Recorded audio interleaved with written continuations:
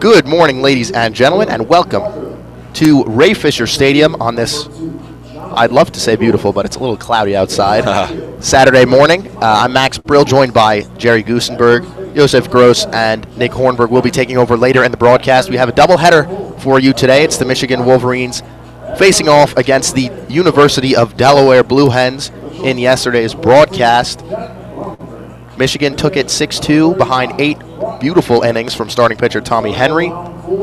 Michigan now stands at 14-11 on the heels of a 10-game win streak. Delaware at 13-10. Starting lineups for both teams. For the Blue Hens, it'll be Kevin Mulholland leading things off in center field. Kyle Baker, the right fielder, hitting second. Diaz Nardo hitting third. Nick Patton, the first baseman, hitting fourth. Calvin Scott, the left fielder, in the 5-hole. Austin Nigabruga, the DH, didn't get the start yesterday in the 6-hole. Matt Rikacheski behind the dish at 7. Vinny Vacconi, the shortstop, hitting 8th. And rounding out the Blue Hens lineup, it'll be Eric Borin. And Kyle Hinton is on the bump for them today, 1.77 ERA, 3.1 record. For the Wolverines, it'll be Ben Dragani on the bump, and we'll get you their starting lineup when they come up to bat. Jerry, what are you looking forward to in today's game? Obviously, they have a doubleheader, so have to be conservative with the pitching. Yeah, well, I think you got to get Ben Dragani out there. He's got to pound the strikes and just start off, doing what he's been doing the past couple days. Dragani delivers the first pitch a little low for ball 1. Yeah, these past couple games, Dragani started, and he's only had 2 starts this season. Really impressive. 7 innings, 1 run against Bowling Green, and then last Saturday he went with 6.1 innings, I believe, and 1 run against Michigan State. So we just need to have the same kind of thing from Dragani tonight, and just save the bullpen, just power strikes. And the second pitch from Dragani, rather third pitch, is a ball. Count now stands at 2-1. Defensive alignment for your Wolverines today, starting in left, is Jordan Wogu, Jonathan Engelman, and Chris Bullock from left to right. Dragani delivers just on the outside corner, taken for ball 3, so the count now at 3-1. It's the same lineup that Coach Eric Bakich trotted out yesterday and on Wednesday, so looks like we're getting into a groove with the regular starters on the infield. Blake Nelson, Jack Blomgren, Akeo Thomas, and Jesse Franklin from left to right, as Dragani delivers a 2-seamer for strike 2. Count runs full at 3-2. And the aforementioned Dragani will be pitching to Brock Keener behind the dish today. Yeah, and, they keep the same outfield, the same infield for the past few days. I mean, it seems to be working with Michigan winning their past 11 games. And a weak line out to Jack Blomgren to lead things off for Kevin Mulholland. And Ben Dragani is just like that, 1 out on the day on just 7 pitches. Yeah, I like the tail that he's been having from his fastball here so far. Really got away there from Kevin Mulholland and, kind of just stuck his hands out, hit a little weak line drive, easy play for Jack Blomgren at short. So Kyle Baker now coming to the dish. Dragani delivers, and Baker grounds that one to Blomgren. A high chopper, bare hands it. And a high throw, but Franklin with a nice stretch, and he gets the out. A great play there by Jack Blomgren, looking like Omar Vizquel out there at shortstop with the barehanded play. And you got Kyle Baker, who's not the slowest man on the field either. He's a pretty fast guy, stole 6 of 8 bases so far this year. So he was really booking it down the line. Had to make a quick play, did Blomgren, and he was able to release quick and make a decent enough throw to get him out. Baker 2 for 4 yesterday. Blomgren making a nice play to retire him there and get to the 3-hitter Diaz Nardo, the third baseman, who went 0 for 3 with a walk and 2 strikeouts yesterday. Dragani's first pitch, taken on the outside corner for strike 1. That's a great pitch. Just pounds the lower outside of the strike zone as a lefty too. When you're having some tail with your ball, that's just an impossible pitch to hit. Dragani comes set and delivers, and a swing and miss from Nardo, just like that. Dragani ahead 0-2 on the third batter he's facing today. Now, that was the same pitch again. He's really hitting his spots here. It's really tough to hit when you got Dragani pitching outside corners, I was saying before. So the 0-2 with 2 outs to Nardo, taken low in the dirt for ball 1. As I mentioned, Nardo yesterday, fruitless day at the plate, 0 for 3. On the season, Nardo is hitting .267. Yeah, Nardo also the team captain. Oh, he was named that in the beginning of this year, along with Calvin Scott and then right-handed pitcher Nick Spadafino. Indeed, Nardo fouls that one down the first baseline, so we'll do it again here at Ray Fisher Stadium. Dragani comes set, the delivery, and taken for strike 3. Nardo doesn't like the call, but no matter because home plate umpire Brian Miller punched him out for Delaware in the first inning. No runs on no hits, no errors, no men left on base. You're listening to WCBN Sports Radio, the official student radio broadcast and coverage of Michigan Wolverines baseball. I'm Max Brill, joined by Jerry Gusenberg, and a spotless first inning there from Dragani after a little bit of trouble finding the strike zone early. The first few pitches he was a little off, but then he really hit every single spot. And on that last pitch, it was a curveball. And you said that he didn't know if it was a strike. I don't know whether he might have not thought it was a strike, or maybe it was just too great of a curveball that he wasn't expecting after all those fastballs in the outside corner that just froze him, and he was like, wow, what a great pitch. He had some sort of reaction there, whether it was because he didn't think it was a strike because it was on the inside corner, or whether it was just that good of a pitch. We might have to ask him after the game, but a great first inning nevertheless for Ben Dragani, and really showing the signs of becoming the elite pitcher that he has shown that he probably can become. The freshman Ben Dragani got another few years here, so it's really nice to see him just succeed here in the early part of his career in Michigan. Yeah, we've seen a lot of freshman contributions this year. Dragani obviously on the bump today, Blomgren and Jordan Wogu becoming customary fixtures in this Michigan Wolverines lineup. We'll get that to you in just a second. But I want to revisit that last curveball from Dragani. I mean, Nardo, whether you mentioned whether he thought it was a strike or not remains to be seen, but he definitely had some sort of reaction. It's a nice pitch, and when a guy's hitting his spots like that, it's always going to be tough as a hitter to come back from that. Yeah. Oh, okay. Especially for some reason, just lefties. You don't see him as often, maybe, I don't know, but when their ball's tailing away, it's tough to hit. You have to try to tail it away, but then you have to try to go outside, and then they throw you a curveball inside, and you're thinking, man, how am I supposed to hit this one? It's just great pitching on behalf of Michigan here, Dragani. So it'll be Akeo Thomas leading things off for the Michigan Wolverines. Chris Bullock hitting second and right field. Jonathan Engelman at center hitting third. Blake Nelson, the third baseman, hitting fourth. Miles Lewis, the designated hitter, fifth. As Akeo Thomas takes on the outside corner for strike one. Jesse Franklin's hitting sixth and starting at first base. Jordan Wogu hitting seventh in left field. Brock Keener catching, hitting eighth. And Jack Blomgren taking his usual spot in the lineup, rounding things out for the Wolverines. Yeah, and on the mound for Thomas pokes one into center field. That's going to be a base hit for him to lead off the day. And I would just like to say that with Thomas getting that base hit there, that's now the how many games they played? 25. This is the 26th game. So now 26 consecutive games to start the season where he gets on base, and he had 38 consecutive games last year where he was on base. So this guy, leading off, Akeo Thomas, an on-base machine, which is great for this good Michigan lineup here. Always have somebody on. For the meat of the lineup coming up here. There's a reason that he was an all Big Ten selection in the preseason. Yes, and we'll get to this in a sec. And the pitch from Hinton is grounded by Bullock, but booted by the shortstop Vacconi. So the Wolverines will have first and second, nobody out. A lucky break there for Chris Bullock. We'll see how they score it. My guess is that they're going to give the shortstop Vinny Vacconi an error.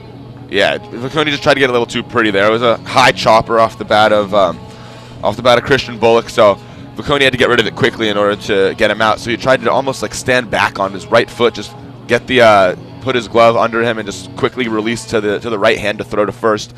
And the transfer just did not work out. He dropped the ball, and Bullock saved it first and second. Nobody out. Something cooking here for Michigan. So Engelman, and the Wolverines being very aggressive today. Engelman swinging at the first pitch, lines that one to the third baseman off his glove, and Akeo Thomas coming around third base. He's going to score. Wolverines lead it 1-0 here in the first inning, and still nobody out. So for the Wolverines, it's been 4 pitches and 3 base runners. Yeah, I love the approach they're having here so far. Kyle Hinton, the pitcher, coming out, just throwing strikes. Gonna try to let the infielders make some plays, but Michigan's like, all right, you're gonna come pound the strikes, and we're gonna go swinging early and just get some base hits. So Engelman actually absolutely destroyed that ball. It was a short hop right off the third baseman's glove. It was a tough play, one that you'd like to see him make, but we would have been really shouting him out. Had third baseman, who is it? Diaz Nardo. Had he made the play. So, a tough one. We'll see whether they and a double steal here from Coach Bakich. Bullock safe at third. Engelman safe at second. So Coach Bakich pulling out everything he's got here early in the doubleheader. Yeah. Interesting move there. I guess you got first and second, nobody out. So, you can do that. But especially with them pounding the strike zone, I would say interesting move. But then you got speedy guys on Akeo Thomas and Engelman on first and second. So, I guess understandable. Second pitch taken from Franklin outside. Blake Nelson. So the count 2-0 on Nelson. Nelson this season is a .289 hitter, has 4 RBIs, 2 doubles, slugging .333. Yeah, he also went 2 for 4 yesterday as well. So the runners on second and third are Jonathan Engelman and Chris Bullock, respectively. Franklin takes at the knees for strike 1. On the season now for the Wolverines, Chris Bullock, 11 of 13 stolen base attempts, and Engelman succeeding 9 out of 12 tries. So they've had some good success on the base paths so far this season. The delivery from Hinton is taken, looked like a little high. 3-1 now is the count on Blake Nelson. Yeah, and then Nelson, at the plate too, he stole 3 of 4 as well. So the first 4 guys, all of a little bit of speed here. So speed at the dish, speed on the base pass. Good news here for Michigan. And this pitch by Hinton is fouled down the first base line into the parking lot. Looks like the cars are safe for now.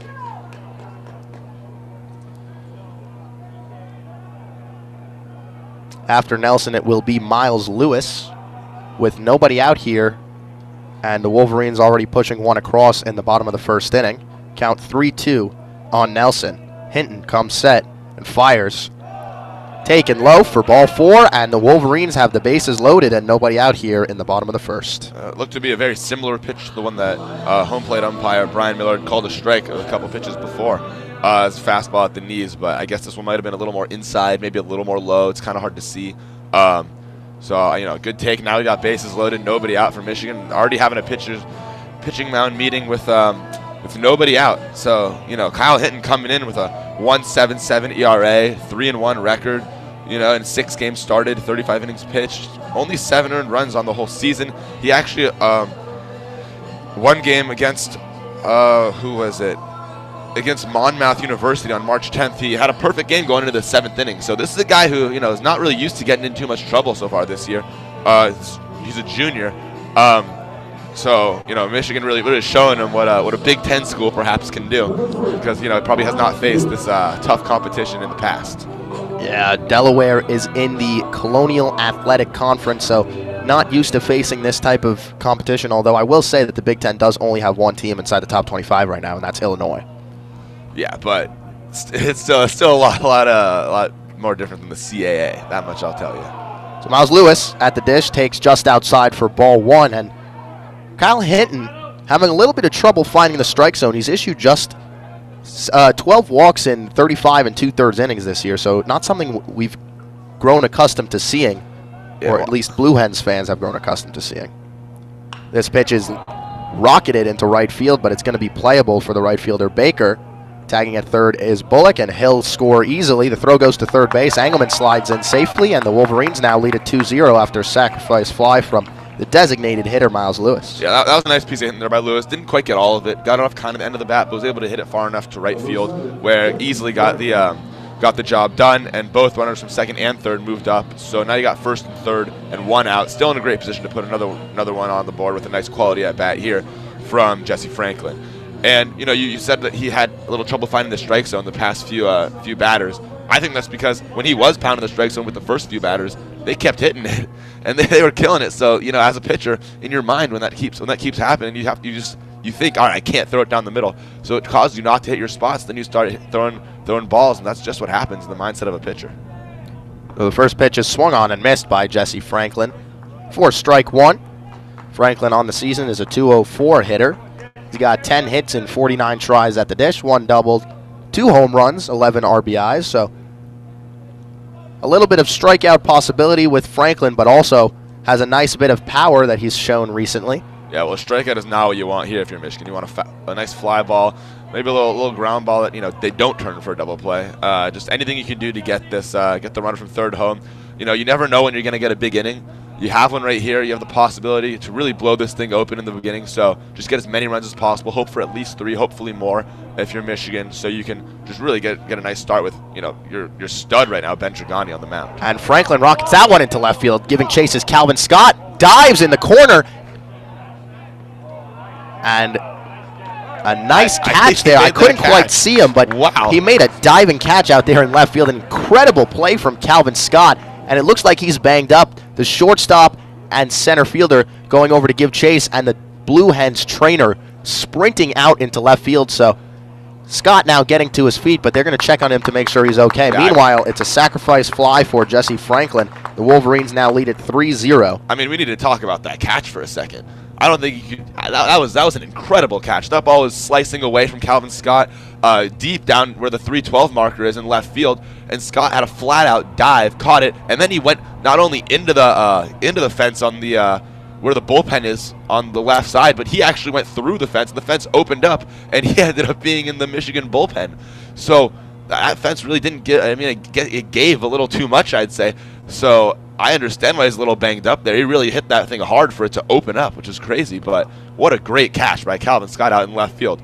But you know, going back to Michigan here, they still able to do the job. Great piece of hitting by Jesse Franklin, getting that ball out up in the air where you need to get the run across from third. You know, 3-0 Michigan. So great piece of hitting by Jesse Franklin. But wow, that had extra bases written all over it. I thought for a second, you know, wind carrying out a little bit, that might have hit the 312 a little, maybe gone over for a home run. But and I'm sure Franklin thought he had an extra base hit as well. Really an incredible play out there in left field from Calvin Scott, flashing the leather and letting the Wolverines know that it's not going to be easy to get hits to left field today. Yeah, no, you won't see a better play from a left fielder all day. I'll tell you that. That was a wonderful catch there by the captain, actually, Calvin Scott. So the Wolverines now leading at 3-0 here with 2 outs in the bottom of the first inning. You're listening to WCBN Sports Radio coverage of Michigan baseball in the first game of today's doubleheader against the Delaware Blue Hens.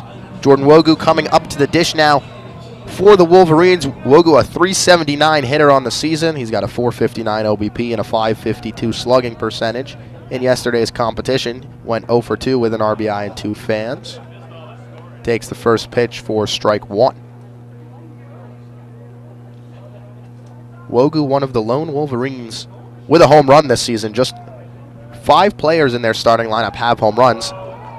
And picked off of first base is Jesse Franklin. That's something we've seen the Wolverines struggle a little bit with. So that'll end the inning. The Wolverines get 3 runs, 2 of them earned on just 2 hits. They leave nobody on base after the Jesse Franklin pickoff. 1 error committed by the Delaware Blue Hens. Yeah. And at the end of 1 inning, it's the Michigan Wolverines 3, Delaware Blue Hens 0. You're listening to WCBN Sports Radio coverage of Michigan Wolverines baseball. I'm Max Brill, joined by Jerry Gusenberg. And Jerry, I'm sorry I cut you off there. Oh no, all good. Well, I was gonna say one. I believe that was actually Miles Lewis on first base who got picked off. Or maybe it was not Miles. It wasn't Jesse Franklin. It was Blake Nelson. It was Blake Nelson. Yeah.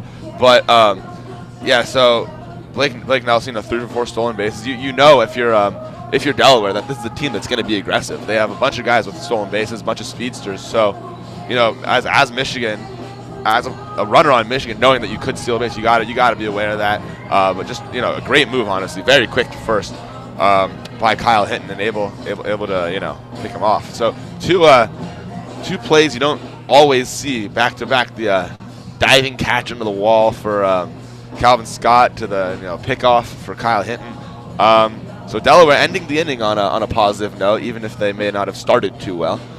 So we'll see if they can carry that, sort of momentum into the next few innings. But Michigan looking real strong this in the first inning, just really hitting whatever Hinton had, and hitting it hard. All the players put some solid contact in the ball, with the exception of Christian Bullock, who put the ball in play and made something happen.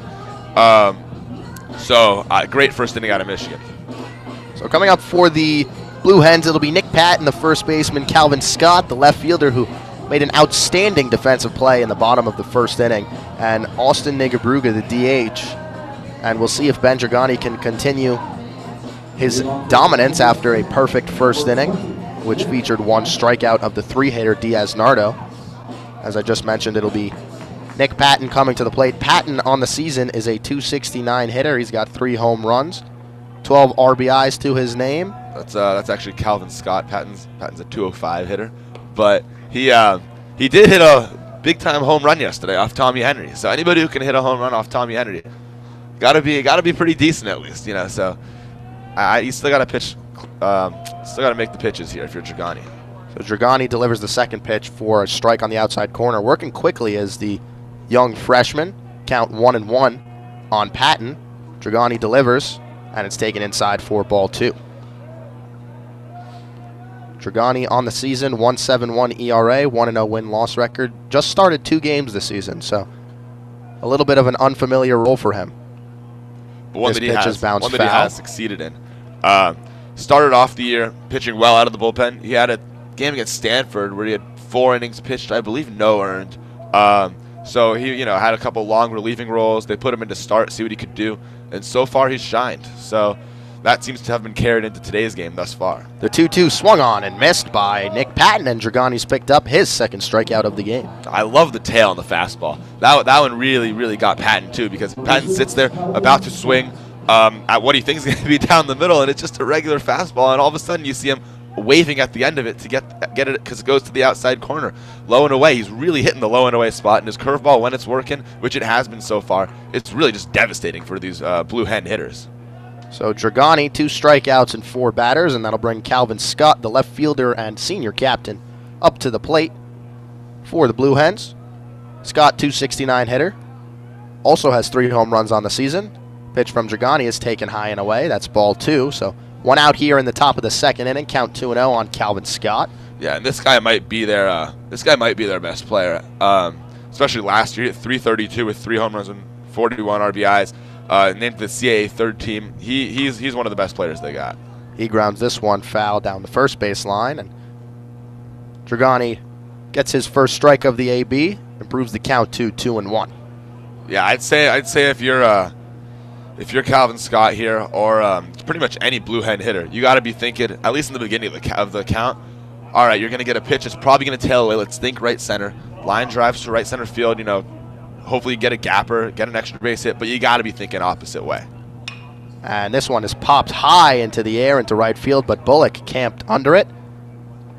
Corrals that one for out number 2. And that pitch was a little bit inside, actually. And I would say Calvin Scott probably having that kind of mentality where he wants to go inside out and hit it away because of all the outside corner pitches that Dragani's been throwing. But that one wasn't, so he still tries to go inside out, pops one up, easy play for the right fielder. And, easy out. So Dragani just having everything work, really messing with the minds of these Blue Hen hitters. Dragani's first pitch to Austin Nigabruga is taken on the outside corner for strike 1. Nigabruga getting the start at DH today, but hit is not something he's done a whole lot of this season. Just a 167 average as he takes strike 2 right over the middle from Dragani. Yeah, it's been limited time for him. 2 hits and 12 at-bats, especially when you don't get a lot of time. It's hard to, really maintain a high average because, limited time seeing the ball. Can't really get in the groove. But, yeah, you're right. Not much success when he has been out there thus far. He does have a very good eye, though. 4 walks to just 1 strikeout on the season. Pitch there from Dragani is a curveball taken outside for ball 1 by Nigabruga. And this is just his 5th start of the season. Delaware in their 25th game right now, so haven't seen a whole lot of him. Dragani delivers the curveball, and that's going to be a punch-out. A beautiful pitch from Ben Dragani to retire the side in order for the second straight inning. No runs on no hits, no errors, no men left on base. And at the end of 1.5, it's the Michigan Wolverines 3, Delaware Blue Hens 0. You're listening to WCBN Sports Radio. Michigan taking on Delaware here at Ray Fisher Stadium. I'm Max Brill, joined by Jerry Gusenberg. And not much bad to say about what Dragani has done so far, and that last curveball absolutely filthy. He ended the second inning the same way he ended the first inning, except for, while the first inning kind of the curveball started down the middle and then went inside for either what we thought was, not agreeing in the Diaz Nardo, either not agreeing or maybe he, thought it was too good of a curveball. But this one started a little outside of the plate and then just went right in, and that was just, it froze. You said before, you got a good eye with Austin Nigabruga. He's good eye, but no eye's really going to stop that one. That pitch was devastating. And when you got that ball that tails away, if you're Dragani, and the ball that just comes inside with the curveball, he's got everything working for him right now, hitting his spots, and it is impossible to hit. These Delaware guys, they're not too accustomed to hitting Big Ten pitching, let's say, but they're not bad hitters. They've got some good guys, some guys with some a bunch of juniors and seniors on the team as well. So they've seen pitching in college baseball before, and this is hard to hit. Dragani's on his game. And after getting a stellar performance from Tommy Henry yesterday, we're seeing something good going from Ben Dragani. So the bullpen getting a rest here in game one so far today, it looks like Dragani is going to be able to go deep into this one. Obviously, don't want to jinx it. Jordan Wogu now at the dish for the Wolverines. Takes low for ball one. He was at the dish when Blake Nelson got picked off in the first inning. And he'll look to get his first hit of the series here. Hinton comes set, pitching from the stretch. Wogu takes it on the outside corner for strike one. Count evened up at 1-1. That's the kind of pitches, if you're hitting, that you need to make. Before, he's been catching too much of the plate, and then he gets, I would say, too scared and not hits the plate. But that fastball on the outside corner, it's a great way to get him, especially when you're Jordan Wogu, a guy who likes to pull the ball a lot. So make him pull the ball. If he wants to pull the ball, throw it outside, make him hit a ground ball, easy roll over to short or third. You know, find a way to get this guy out, especially being a big-time pull hitter. Just don't throw it down the middle. So Wogu, after taking the ball, grounds this one down the first base line, foul. So the count now 2-2. That ball was a little bit in on his hands, and Wogu barely was able to get a piece of it. Fouled that one off, a little chopper down the right first base line. So got to be a little early. I feel like Hinton really put a little something on that one compared to the last few fastballs. That one either looked a little faster, or maybe it just did because Wogu was late, so you thought it was had a little more oomph on it. But we don't have a radar gun here at Ray Fisher. The pitch to Wogu is fouled back. We don't have a radar gun, but I definitely agree with you. That pitch from Hinton looked like it had a little more mustard on it than his other fastballs so far today. Yeah, I mean, I guess he does have a 2-strike count. Hasn't had too many of those, so he's probably trying to really get a punch out here, just make something happen for himself. Hinton's delivery to Wogu is a curveball taken outside, and that last pitch not ruled a foul ball. Looked like Wogu checked his swing and fouled it back, but it was actually a ball that just went to the screen. So I'm with you. That's going to be ball 4 for Wogu. He draws his 5th walk of the season, and once again the Wolverines have their leadoff man on here in the second inning. Yeah, I'm with you on that pitch before. It seemed like he might have fouled that one off, but you know, no arguing from catchers over there, no arguing from the entire Blue Hens team. So I guess that was went back to the screen, and then a close pitch on a curveball outside, but good take by Wogu, gets on base. And this one grounded foul by the catcher Brock Keener, getting the start today. Keener, a switch hitter, hitting from the left side with the righty Kyle Hinton on the mound. The Wolverines today in their blue jerseys with white pants, yellow lettering, and the Delaware Blue Hens wearing their bright yellow jerseys with blue caps and white pants, blue lettering on the jerseys. Pickoff try, Wogu safe at first base, dives back successfully. Yeah, Keener yesterday went 1 for 2, also had a walk, RBI, and 2 runs. So solid game for Keener, trying to build off that in game 2 in the series against Delaware. So Hinton comes set, Wogu goes, and it's a pitch out, but the throw goes into center field. Wogu gets up and heads over to third, and the throw gets by the center fielder, Kevin Mulholland. So Wogu's coming around third base. He's going to score without a throw. And a terrible, terrible throw there from the catcher, Matt Rickacheski, cost the Blue Hens a 2-base error. Wogu was dead to rights in the base paths right there. I mean, they pitched out. They successfully predicted the steal, and Rickacheski just throwing that into center field. A tough break there for the Blue Hens. Yeah, it wasn't even a bad pitch out. It was perfect. Right to the right side of the glove for Rickacheski. Easy transfer, easy release. Shortstop ready to catch the ball, and he just missed him. Threw it into right center field. That pitch, a little inside, almost hit Keener, actually. Had to put his leg out of the way in order to not get hit by that ball. So that makes the count 2-1 here to Brock Keener. So 2-1 on Keener with nobody out still, and now the base is clear after Wogu came around to score. Keener fouls this one back to the screen, and count evens up at 2-2. Keener on the season is a .229 hitter, 11 hits in 48 tries, 5 RBIs to his name, 12 strikeouts to 10 walks, so a pretty good ratio at the plate for him.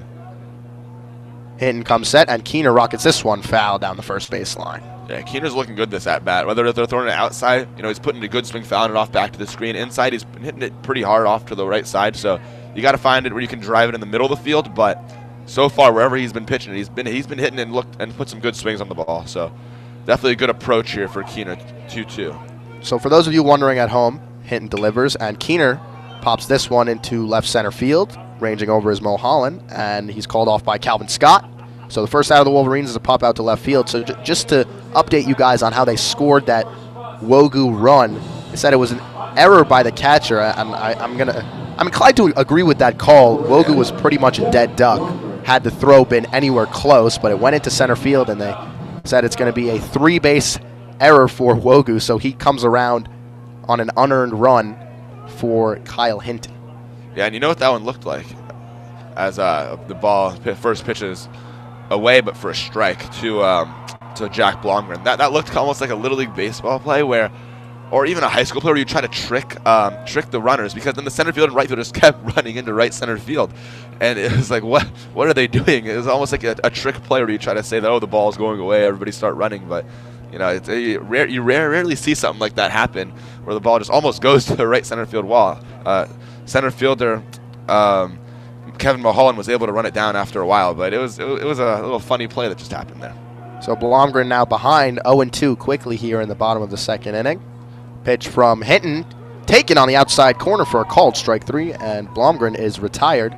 2 out in the inning for the Wolverines. They lead it 4-0 here in the bottom of the second inning. Yeah, and I would say that was the first great pitching performance there from Hinton that we've seen the entire day. The first, he's just kept it fastballs away, either low or a little, or down the middle but away. Just make sure Blomgren's not going to do too much with it. If anything, you just have to foul it off or hit one to right field. Didn't give him much to hit, and you know he got him pretty easily on the strikeout. So K.O. Thomas digs in, takes ball 1 from Hinton in the first inning. Thomas singled, came around to score on the single by Jonathan Engelman, and he's batting for the second straight inning here. We'll see if he can get on base once again. Count 1-0 on him with 2 outs. Second pitch taken high. Thomas ahead 2-0.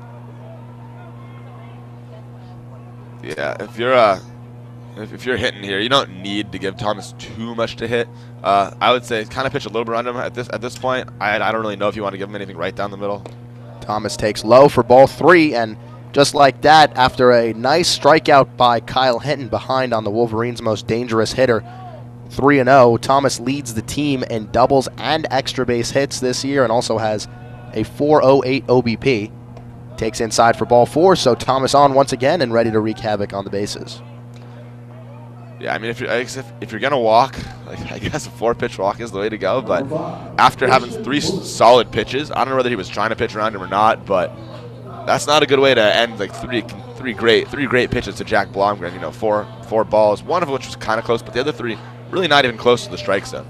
So we'll see if A.K.O. Thomas can make some noise in the base paths, get into scoring position here for Christian Bullock. And I can't imagine that he was pitching around Thomas, because Bullock, a .312 hitter, a great hitter in his own right, as he fouls that one down the first base line into Yost Ice Arena.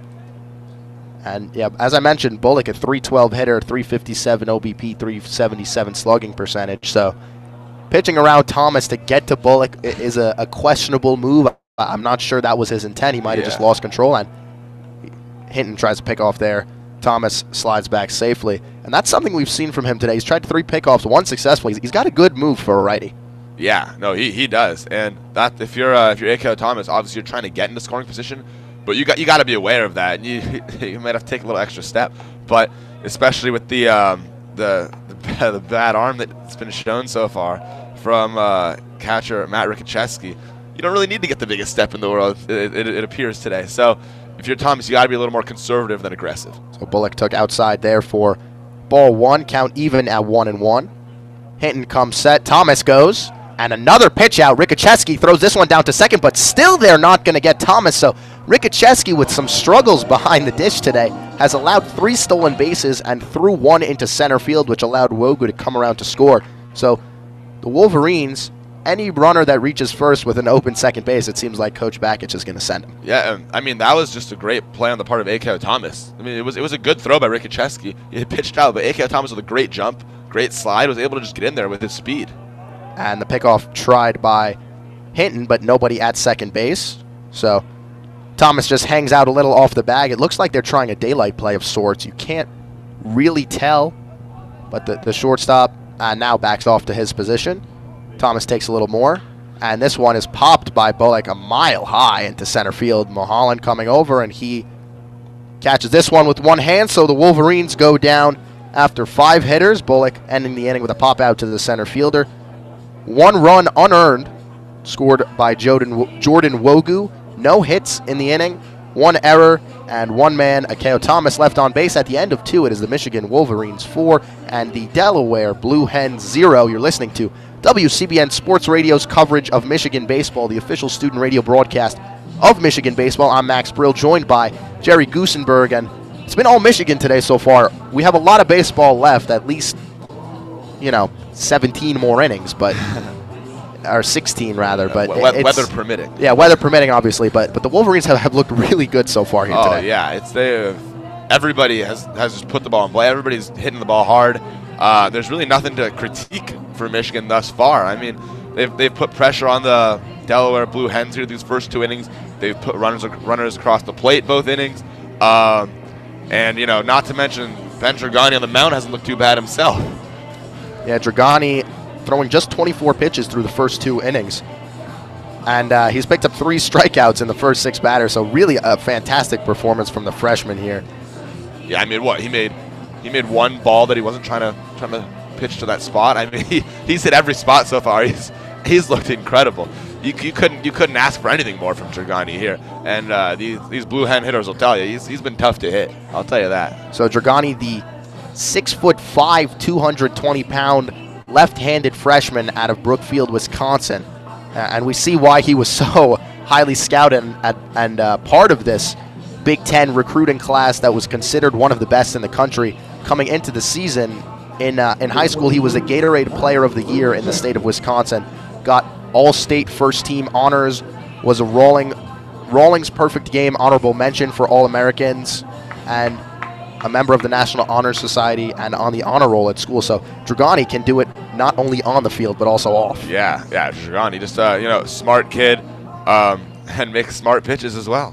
So we'll see what he does here against the catcher, Matt Rikocheski. Rikocheski has struggled in today's game behind the dish and struggled a bit at the plate. Just a .220 hitter on the season. Dragani's first pitch is a curveball taken outside. Rikocheski, 1 triple on the season, but aside from that, all of his hits have been singles. 8 strikeouts to just 1 walk. The delivery from Dragani taken high and outside for ball 2.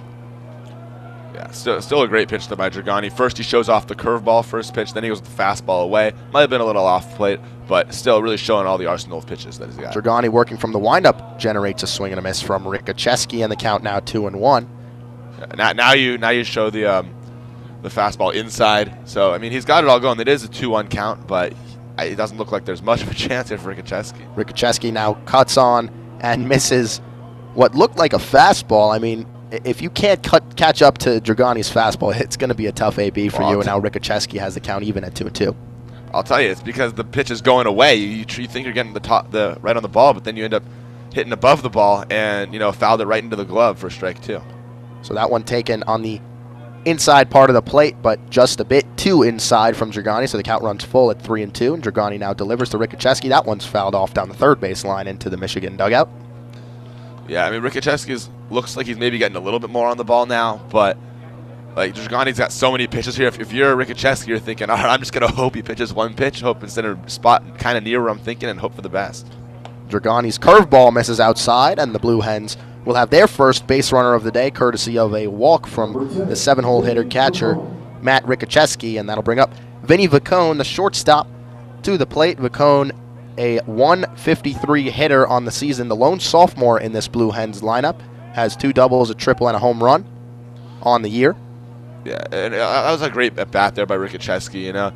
He's really as a strike away to Mulholland, but Rikocheski knows that he's been on his game, has Dragani, and you just got to see some pitches. You saw a bunch of pitches that were close, fouled off a nice pitch with 2 strikes, and was able to work his way on base. So Dragani delivers this one. It's a pop-up into short center field. Akeo Thomas backing up, Engelman coming on, as is Chris Bullock, and Chris Bullock makes the catch just behind Akeo Thomas out there in short right center field. So the first out of the inning for Ben Dragani. Vinny Vacone yesterday went 0 for 3 with a strikeout, and today starting 0 for 1 with the pop out to Christian Bullock. So Eric Boren will come up now. He was 1 for 2 with a walk in yesterday's contest. On the season, a 328 hitter, 19 hits, 58 at bats, 10 runs scored, 6 RBI, and 13 strikeouts to 10 walks. He shows bunt and takes for a strike. And then the pickoff throw tried to first base by catcher Brock Keener. Scampering back safely was Matt Rickacheski. So the count now 0-1 on the 9-hole hitter Eric Boren, second baseman today for the Blue Hens. Dragani comes set, working from the stretch, checks on Rickacheski and fires over there. Nothing doing. For the catcher, I would be very surprised to see the catcher run here.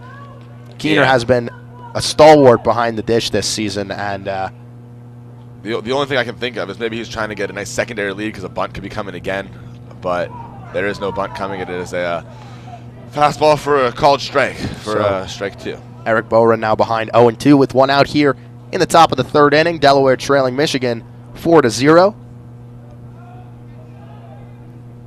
Ben Dragani comes set. He's working from the stretch and throws that one, a fastball taken just a bit high and outside for ball 1. Dragani has been a little more around the strike zone in this inning after the first 2 innings, generating 3 strikeouts and hitting virtually all of his spots. And the curveball there from Dragani taken for strike 3, and Eric Boren knew it. He started walking back to the dugout as soon as that ball was gloved. Yeah, you don't want to have 2 strikes against this guy today. I'll tell you that much. That curveball's been devastating. That's the 3rd time where somebody's gone down via the curveball, and it hasn't looked pretty. It's been it's 3. That's 3 backwards Ks there on the curveball too. He's really been hitting his spots. That pitch started a little outside, went on the outside corner, and I mean, if you're Boren, you gotta smile almost and be like, man, he's good. He got me. So Dragani's first pitch now to the 1-hitter Kevin Mulholland is a 2-seam fastball taken for a strike on the outside corner. Mulholland lined out to the shortstop Jack Blomgren weekly in his first plate appearance, and yesterday went 0 for 4. So Mulholland still looking for his first hit of the series. Curveball taken there on the outside part of the plate, just a little off the plate actually for ball 1. Count even up at 1. And if anybody's wondering about Matt Rickacheski on the base paths, he does have a stolen base this year. He's 1 out of 2. So, I guess he could be going, especially with 2 outs.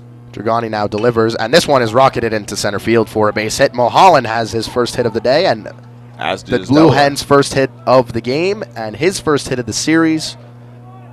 So that'll bring Brock Keener to the mound now. He's going to have a little chat with his pitcher, Ben Dragani, and just make sure they're on the same page for the scouting report for Kyle Baker, who's one of the more dangerous hitters in this Blue Hens lineup. He's a .369 hitter on the season, has a home run, 15 ribbies, and 11 runs scored, a .538 slugging percentage. This is one of the most dangerous bats in their lineup. Yeah, I mean, at this situation, this is who you want up at the plate if you're the Blue Hens. 2 runners on, 2 outs. You're really just trying to get a couple runners across the plate. You don't want to make it too much of a they're already down 4. You don't want to be down by too much more.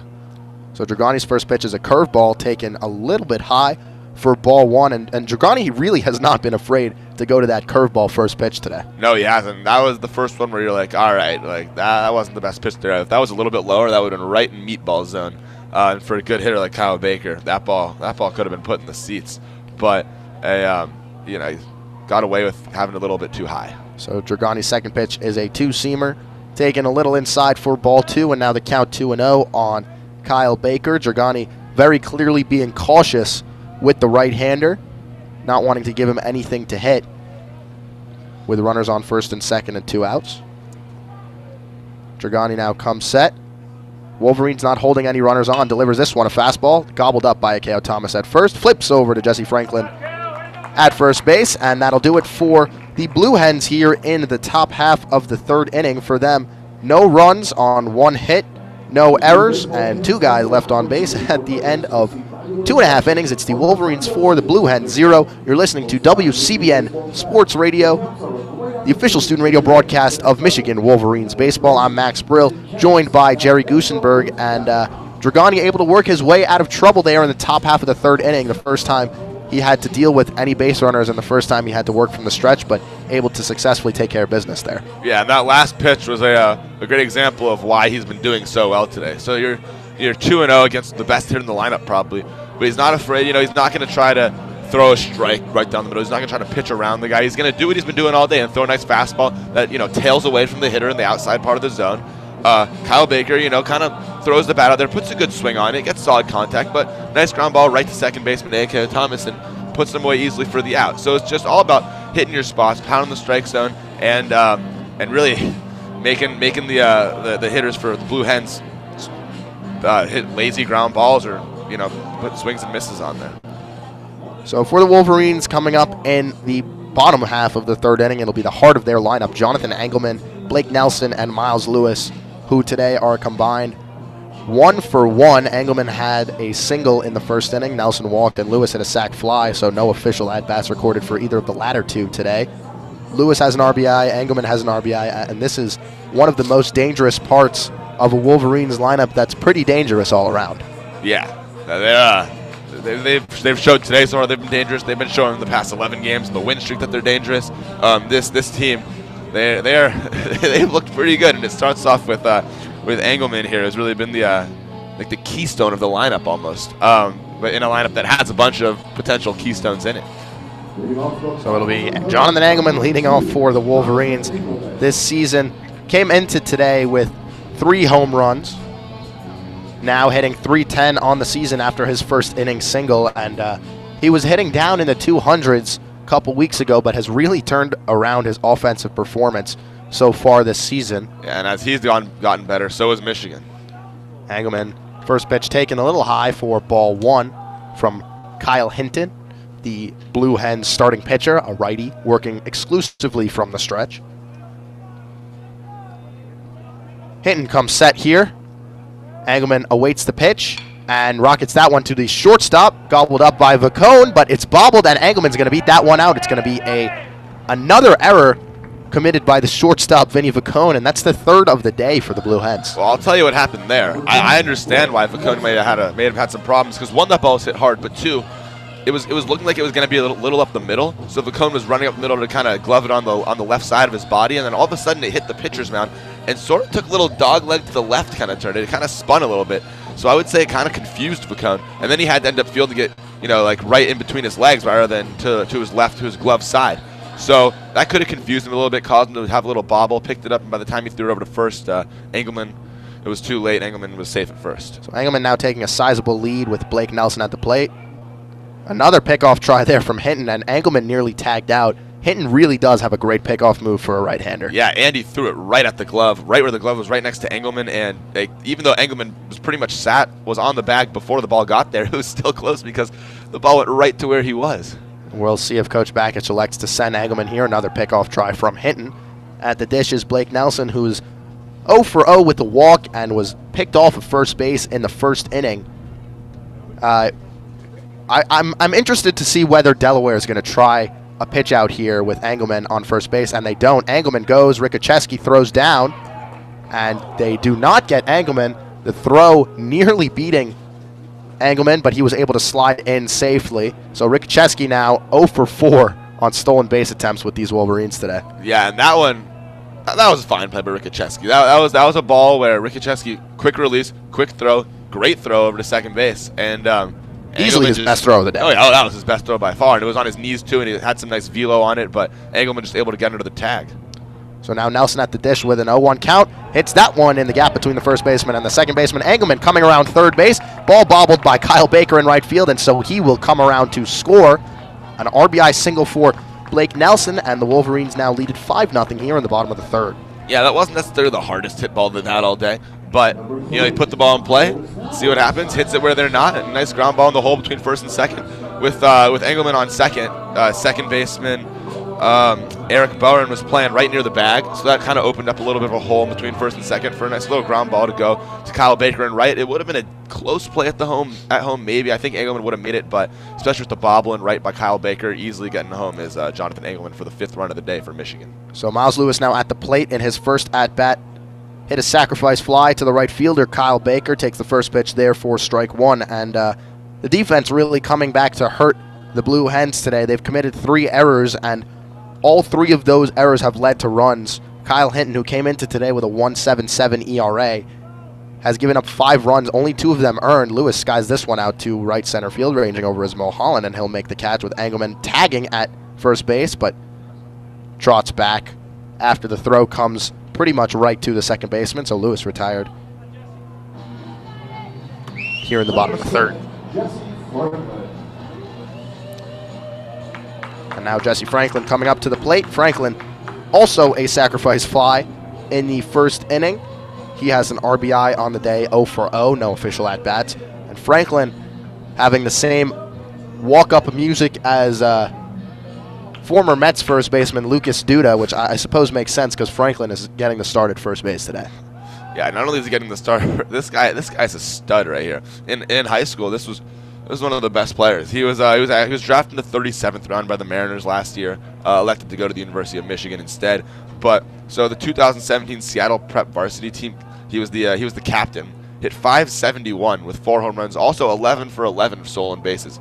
So this guy really hits for a high average. He's got some speed. He's clearly got some big league talent. We'll see if he can end up, getting drafted again and translating it into the higher levels. But this is a guy who is projected to be a very good player. Yeah, I mean, that 570 average in high school and senior year sounds like just another day at the office for Jesse Franklin as he takes this one outside for ball 1. So the count now even up at 1-1. And something we see in the major leagues is guys who are really committed to the school that they want to go to don't get drafted until a lot later. So I'm sure Franklin is one of those examples who would have been easily drafted in the top 5 rounds, but teams weren't convinced that he was going to sign, and so obviously now he's here at the University of Michigan. Signability always an issue with these high school players. Yeah. Usually it's if you're drafted in the top 10 rounds, I would say very few of the top 10 round picks ever don't go to college, because you have those meetings beforehand saying, all right, if I draft you here, if I sign you for this much, would you agree? So you're right. That's probably what ended up happening. Could be a top 5 pick, could be a top 10 pick. Who knows exactly where he would have gone? But the fact that he wanted to go to college definitely probably deterred many teams from selecting him early on. And Franklin there taking outside and high for ball 2, so the count 2-1 on him with 1 out here in the 3rd inning. Rockets that one over the head of right fielder Kyle Baker and off the wall, nearly a home run. Franklin gunning for second base. He's going to make it safely, and they wave Nelson around to throw to home plate. He is tagged out. It looked like he got home plate on his slide on the way by, but called out by the home plate umpire, Brian Miller, and so the Wolverines making their first out of the day on the base paths. I guess second, Blake Nelson both times. Not his fault, obviously. The third base coach is waving you around, you got to go, but picked off in the first inning, now thrown out at the dish in the 3rd inning. Hasn't been a great day for Nelson on the base path. Yeah, it was a good throw by Eric Bowen at second base to catcher Matt Rikachevsky, who was blocking the plate, and so who was it that was running? Was it Miles Lewis, I believe? Blake Nelson. Or Blake Nelson had to try to slide around him.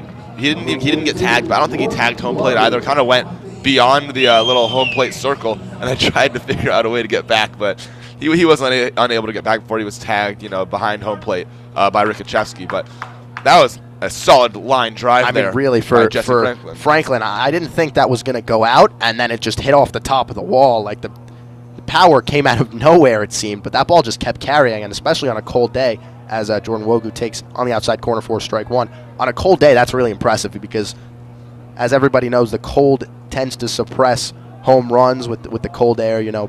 Balls die a lot easier in the outfield. I mean, that ball went above the national champion sign in right field and almost hit the yellow. So Wogu lines that one into center field. Sorry for interrupting. And Franklin heading for the dish to play at the plate. Not in time, so Franklin coming around to score after his double. So Jordan Wogu will get an RBI on the season now. He has 13 of those. Yeah, nice piece of hitting there. Fastball, middle away. Not doing too much. A nice hard ground ball up the middle, making things happen, and put another run across the board. They've scored all first 3 innings now, 6 runs. Michigan takes a 6-0 lead as Jesse Franklin slides in safely to home plate. So the Wolverines 6 runs on just 5 hits. They've been helped by 3 Blue Hens errors in this contest. Pickoff try by Hinton. No good. Wogu slides back safely. So we've got 2 outs here in the 3rd inning. The scoreboard says only 1. I think they may have missed the tag at the plate on Blake Nelson. But now stepping in is Brock Keener. Hits that one over the second baseman's head into right field, and that's going to be a single for Keener. Heading to 3rd is Wogu. The play will go to 3rd, but Wogu slides in safely, and Wolverines not afraid to be aggressive today on the base paths, going first to third on a pretty lazily hit single from Brock Keener. I mean, definitely a good piece of hitting. A sharp line drive into right field, but didn't have the kind of distance or depth on it that you would think would be able to get Wogu to third well, base. I'll tell you, that was a great play by Wogu and a bad play by Kyle Baker. So line drive to right center field, and Kyle Baker just lolly-dahs over there. You know, no big deal. He's thinking, all right, it's gonna be first and second, 2 outs, whatever. And then Wogu's running hard right out of first base, and he immediately sees that that he's kind of jogging to the ball, so he goes to third right away. And by the time Baker figures it out and makes it throw to third, it's too late, and Wogu's in. Great base running by Wogu, running hard the whole way.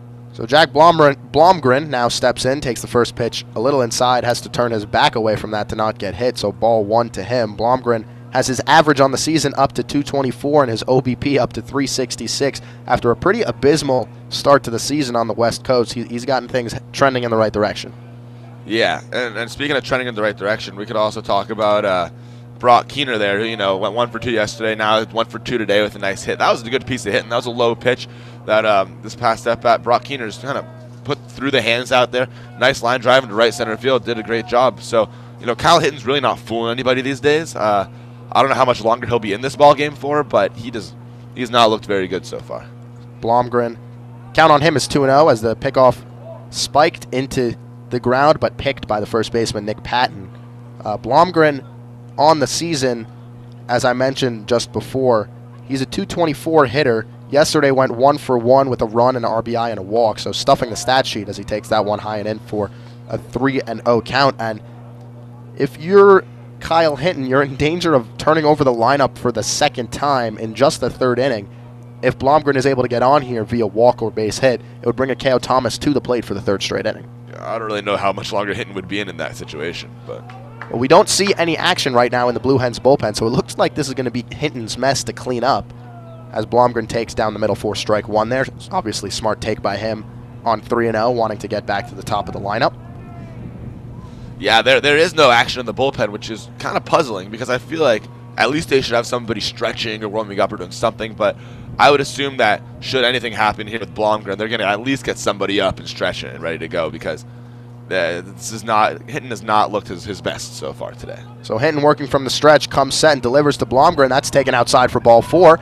And the ball thrown into left field on a pickoff attempt by Matt Rikacheski. That's going to bring home another run for the Wolverines. Jordan Wogu scores on the throwing error by the catcher, and now they lead it 7-0 after the 4th error in just 3 innings by the Delaware Blue Hens. And we're going to get a visit from the pitching coach, Troy O'Neill, for these Delaware Blue Hens. Still nobody out there in the bullpen, but perhaps we'll see somebody trotting out there relatively soon looking to get warmed up. And I will say, though, based on the temperature, it is a possibility that the Wolverines are letting the Blue Hens use the indoor facility. I would say unlikely just because that's a home field advantage usually you want to have, but you don't want these college athletes to get injured, and so it definitely is possible that the Blue Hens have someone warming up in the indoor facility. We'll keep you posted on happenings with their bullpen as we see them developing. Yeah, there's nothing going on there, and they're having a pitcher's mound meeting, so I feel like they got to be warm. That's got to help warm somebody up. So I would say they are using the... Oh, wait, here we go. We got somebody running out to the bullpen right now. There we go. No number on the back. They're wearing a sweatshirt. It's a pretty chilly day here at Ray Fisher Stadium, so makes sense that we can't see their number. We've got actually 2 players now trotting out to the bullpen. Winston Allen looks to be one of the pitchers trotting out to the bullpen, so perhaps he's going to be getting the ball here and warming up. But, talking about the defense here for the Blue Hens, man, Matt Rikacheski with another error. He has not looked too good so far today, and he's just honestly not making the best decisions, especially there. I don't know why you're trying to make something happen when there's really not much to make happen. Yeah, he gets a walk, but I don't know why he's trying over to throw to third, do too much. That's honestly what their problems are. They're just trying to do too much that it's caused their 4 errors to happen. So K.O. Thomas now up at the dish and hits this one into right center field. It's going to be a base hit for him. Coming around third base now, Brock Keener, and he's going to score without a throw. Wolverines now lead it 8-0 with 7 hits here in the bottom of the third. They've put up a 4 spot. It's been a lot of trouble today for Kyle Hinton as K.O. Thomas picks up his 2nd hit of the day, 3rd time on base, 1st RBI of the day. Yeah, I don't really know what that meeting was on the mound, but it didn't work. That much I'll tell you, because First pitch, fastball middle away, and A.K.O. Thomas just crushes a line drive over the second baseman's head. Easily, easy RBI single there for A.K.O. Thomas, and let's keep the rally going. So now it'll be Chris Bullock stepping in. Takes the first pitch low and outside for ball one. Bullock is 0 for 2 today with a stolen base. He reached on an error in the first inning, flew out to center in the second inning. So this is his third at-bat of the day. And just got a text message from somebody asking the Wolverines to save some runs for Game 2. They lead at 8-0 here in the third inning. Obviously, they've gotten some help from the Blue Hens, who have committed 4 errors in this contest. Yeah, you don't want to speak too early. Always good to get as many runs as you can. 8-0 is obviously a great start here, but you never know what could happen, especially with maybe like the bullpen. I don't know. You never know what the bullpen's going to be like, but Dragani obviously off to a great start. So everything's going well for the Wolverines right now, but you just gotta don't jinx anything. Just stay on task. Bullock pops this one out to left field. Calvin Scott ranging over, and he makes the catch. So for the Wolverines, that'll do it after a very long third inning. Bullock ending it with the pop out to the left fielder. The Wolverines send 7 men up to the dish in the inning. They collect 5 hits and 4 runs. They leave 2 on base, 2 errors from the Blue Hens. So after 3 innings, it's the Michigan Wolverines 8 and the Delaware Blue Hens 0. You're listening to WCBN Sports Radio's coverage of Michigan baseball here at Ray Fisher Stadium. Your one-stop shop for all things Michigan athletics, and we've got a softball broadcast going on WCBN Sports Channel 1 as well. So be sure to check that out in between innings. And I'm hearing that softball. Okay, so no call on softball channel 1. My bad, guys. But the Michigan Wolverines leading it here at Ray Fisher 8-zip. I'm Max Brill, joined by Jerry Gusenberg, and it's been all maize and blue today. Dragani now heading out for his 4th inning of work. Yeah, and Dragani has been as good as the offense has been. There's really nothing to critique again. I said it an inning ago, and it's been a long time since that past inning because Michigan's been out there for so long with the bats, but everything's been going right so far for Michigan. Got an 11-game win streak coming in, and looking more and more like that's just going to be extended. Obviously, don't want to say anything too early, but they have looked really good so far. And if you're Delaware, you're just glad there's another game after this where it's going to be back to 0-0. Yeah, I completely agree with you there. I'm sure that's their mindset right now. Just want to get some good reps in now. Don't necessarily need to win the game, but just got to look a little better than this. 4 errors in the first 3 innings on defense really isn't going to cut it from them. And the Wolverines now have sent a grand total of 20 hitters to the plate in just 3 innings. Yeah, they're playing almost perfect baseball here. In terms of 1 hit allowed by Dragani, I'm going to say almost every single person on the entire starting lineup has a hit for Michigan, or at least has gotten on base. So everything's going well. So Dragani now delivers the first pitch to Diaz Nardo for a strike, and we're off here in the top of the 4th. It's the Michigan Wolverines 8 and the Delaware Blue Hens 0. And if I'm seeing this correctly, there's just 1 player in the Michigan lineup who has not reached base. 2 have not reached base safely as Dragani gets a swing and a miss for strike 2 from Nardo. Chris Bullock reached on an error in the first but hasn't reached base safely, and Miles Lewis is 0 for 1 with a sac fly. So aside from them, everybody has a hit or a walk. This one grounded down to third baseman Blake Nelson, gobbles it up, fires over to first base, and Diaz Nardo retired on the ground out for out number 1 here in the 4th. I'd almost make that a plus for Delaware because they were able to hit the curveball. It was a not too hard hit of a ball, but at least they put the ball in play. And so Dragani with 2 straight curveballs there. Actually, the first one just waved at and missed. Then the second one, he got it in play. A little roll over to third base, but it's better than what they've been doing in the past. So Delaware's trying to make a little bit of noise, maybe try to at least put the curveball in play with 2 strikes. So not a bad at bat, I would say, for Diaz Nardo, but at least something you can improve upon. So Nick Patton now coming up to the dish for the Blue Hens, the first baseman, hitting in the 4-hole today, struck out in his lone plate appearance on the day, takes the curveball way outside for ball 1, and Dragani losing control of his curveball for the first time today there. He'll come back here against Patton, who's a 205 hitter on the season. Patton hits this one a mile high. I can't even see it from here in the press box. Finally coming down now, camped under it is Nelson, and he gloves that for out number 2. Yeah, that is a major league pop fly if ever I've seen one. I'll tell you that much. That ball was hit higher than anything. It might have been higher than the big house. I don't know, but that ball was crushed up there. I don't know if I've seen something hit that high in a while. Yeah, well, we've got an awning right here above the press box, and just to protect us in case there is rain, and it went way above that. Like, I craned my head out. I couldn't even find that ball. So a pop out to the third baseman, and now this one grounded down to third base. Nelson fires over to Franklin, and it's a 1-2-3 inning for Ben Dragani. Throws just 5 pitches in the inning, an extremely efficient inning from him. No runs, no hits, no errors, no men left on base for the Blue Hens in the top of the 4th. It's the Michigan Wolverines 8 and the Delaware Blue Hens 0 at the end of 3.5, and you're listening to WCBN Sports Radio's coverage of Michigan baseball, the official student radio broadcast of Michigan baseball here at Ray Fisher Stadium. I'm Max Brill, joined by Jerry Goosenberg, and really not what you want to see from the Blue Hens hitters if you're a Delaware fan. Getting out of that inning very, very quickly, not being patient at the plate, and I suppose if you see pitches to hit them, but perhaps don't ground them out to the third baseman. Like Blake Nelson got a lot of action in that. Yeah, he did. I mean, well, the past few, I said it last time, especially with the way that Dragani's pitching right now, you want to try to swing early and often, because once you're at 2 strikes, he's got an arsenal of pitches which he can just get you out with. So they were like, all right, I'm going to have that approach. I'm going to swing early and try to make some happen. And they swung early, put the ball in play, but didn't really do much with it. Now it's a 5-pitch inning, so everything just working for Dragani here, no matter what he's throwing out there. They're either putting it in play softly, getting out, or striking out via the devastating curveball, or drifting away fastball.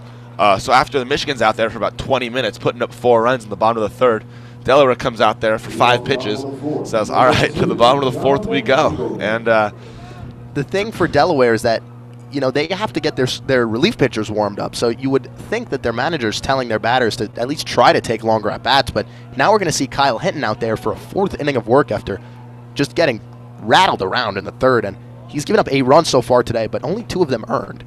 Yeah, only 2 of them earned, but he still hasn't looked great. A lot of that's been, you make a couple mistakes in the field, and then Hinton goes and doesn't really do any favors by giving up a lot of hits after that. So it doesn't count as being earned runs, especially because of the rally they had with 2 outs this the last inning, where because there was an error made, every single run after that does not count as an earned run.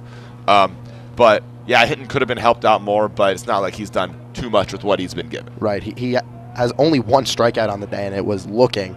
Hasn't gotten any ground balls, so really not a great performance here from Hinton today, and he's ahead, though, 0-2 on Jonathan Engelman. And the strikeout was to Jack Blomgren, who's the number 9 batter, one of the weaker hitters on the Michigan team. Engelman hits this one, a pop fly into right field. Kyle Baker ranging to his left near the line and gets that one in.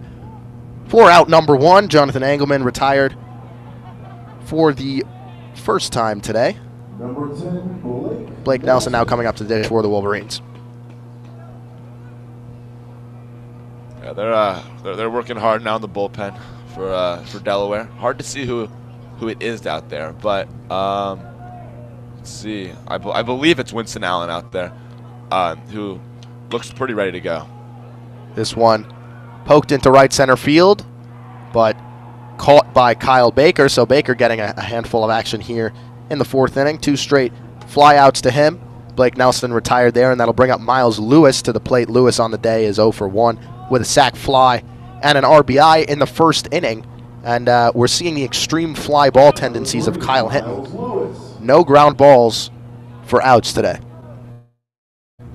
Yeah, no, I mean they've really put a nice uppercut swing, and it's been working. A lot of line drives today.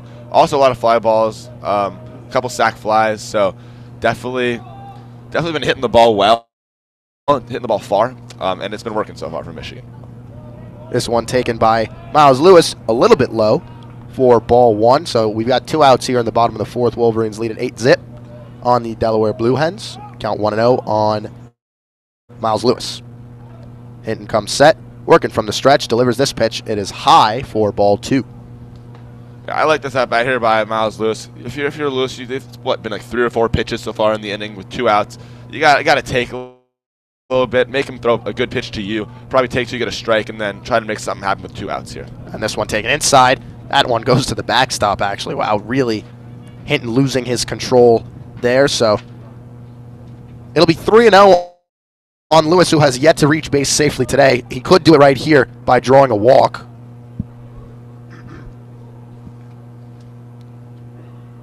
Hinton comes set and fires. That one taken right down the middle for strike one.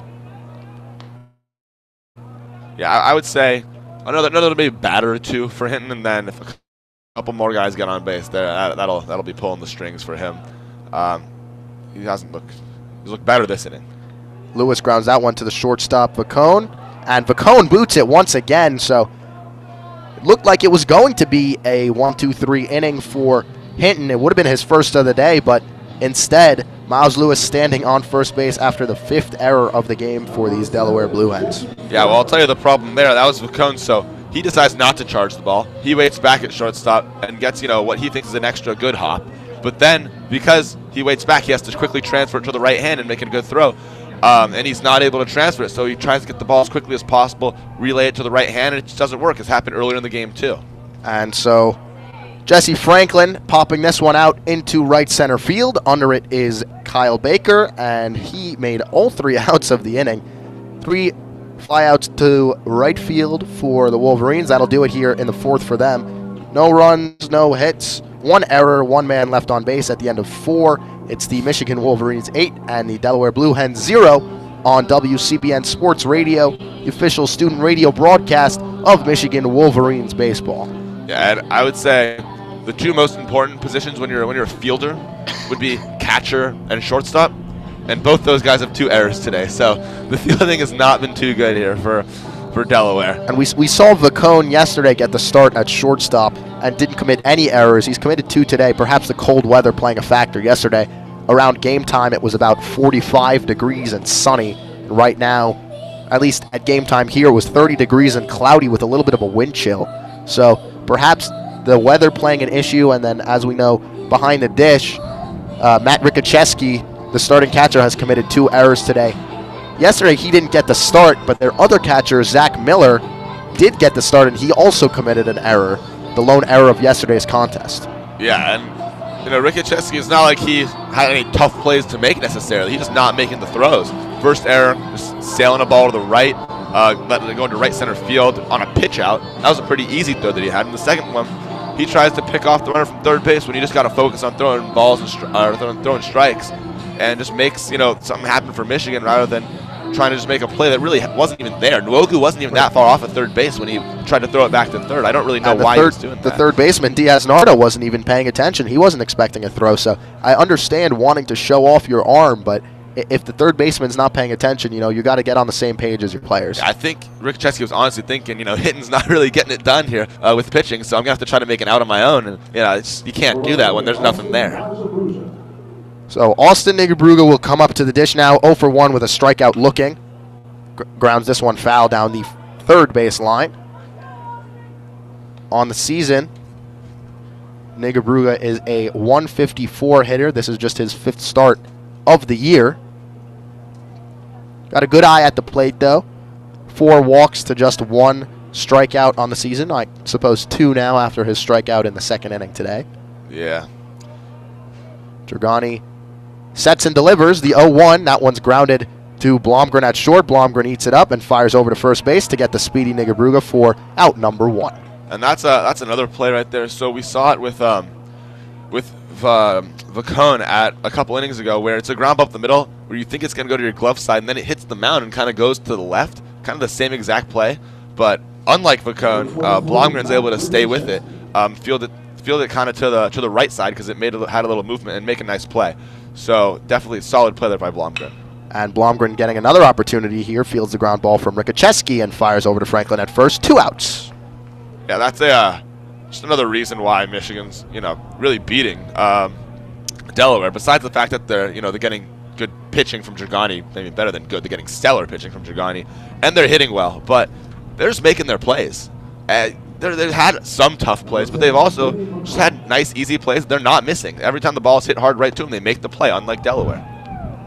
So the first pitch now to Vinny Vacone, taken for a called strike by Dragani. This is going to do it once Dragani gets out of this inning for myself, Max Brill, and Jerry Gusenberg. We're going to hand things off to Nick Hornberg and Josef Gross, and this one grounded to Blomgren, makes the jump throw in the hole and cannot get the speedy Vacone.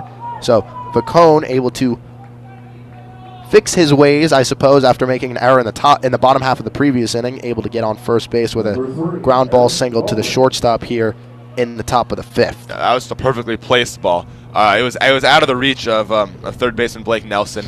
And so Blomgren tries to go to his right to get it. He jumps up, tries to make a Derek Jeter-esque play to first, and he makes a great throw, but he just didn't have enough on it and couldn't get him in time. But a great try there by Blomgren. So Dragani working now from the stretch, throws this one way outside for ball 1 against the 9-hitter Eric Boren, who is 0 for 1 with a strikeout looking today.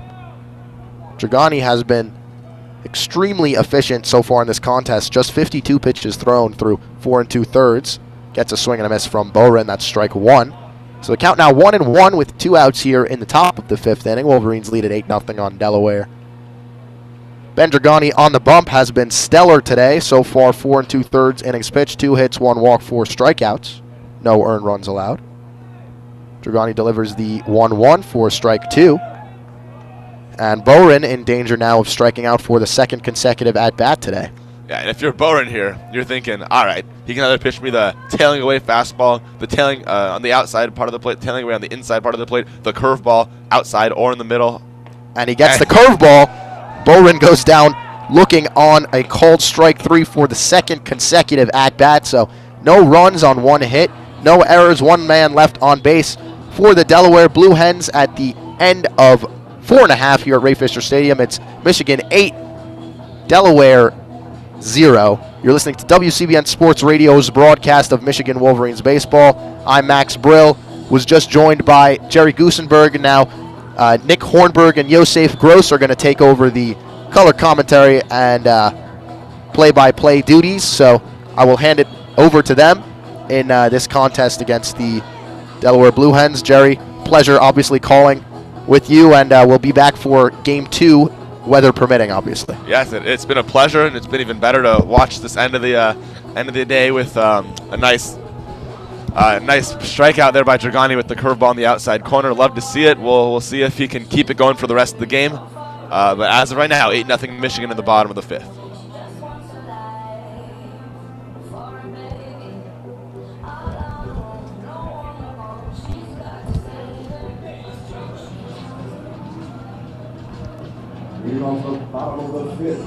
All right, here we are at Ray Fisher Stadium, the home of baseball in Ann Arbor, Michigan. I'm Nick Hornberg. Riding shotgun with me is Yosef Gross. Thank you very much to Max Brill and Jerry Gusenberg for calling the first part of this game. Yosef, the weather's somewhat gloomy, but Ben Dragani's curveball has not. Absolutely has not been touched by this weather. All right, and then the first pitch to David Wogu, Jordan Wogu is taken outside for a ball.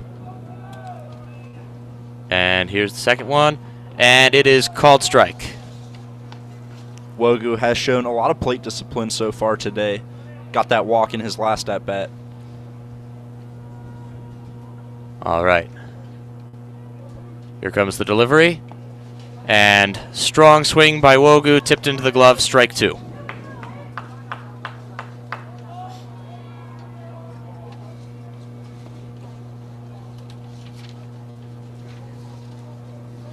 All right. Signal given to Hinton. Delivery. And soft grounder to third base, thrown to first for an easy ground out. Yosef, a little surprising, isn't it? It's the 5th inning. Kyle Hinton is still in the game. Yeah. After getting roughed up through the first 3, though he did work a clean 4th. Yeah, for manager Jim Sherman and the Blue Hens, there's not a lot you can do at this point. You have to have the idea. You can't bank on the second game getting canceled. So being faced with a doubleheader, you have to just ask Kyle Hinton to go as long as he can here today. Don't want to dip into the bullpen unless you really have to. All right, Brock Keener is up. Here's the delivery. Low and inside, ball 1. And Keener on the day is 1 for 2. Singled and scored in his last at-bat. All right, Keener, one of the few left-handed hitters in this Wolverines lineup. Hinton delivers high, ball 2. Yeah, it's nice to have a hitter like Brock Keener as a switch hitter. You can flip around and match Kyle Hinton here from the left side.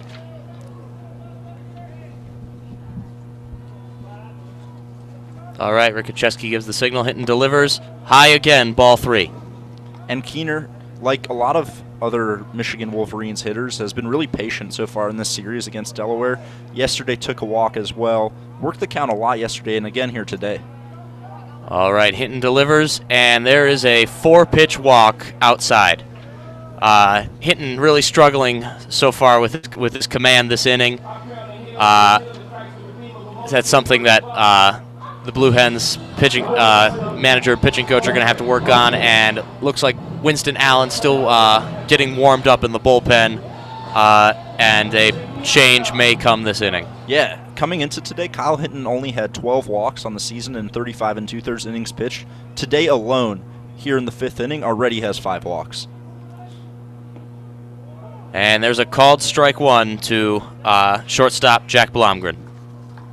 Blomgren set down on 3 pitches back in the 2nd inning. Did draw a walk in his last at-bat, though. All right. Here's the delivery. And inside, ball 2.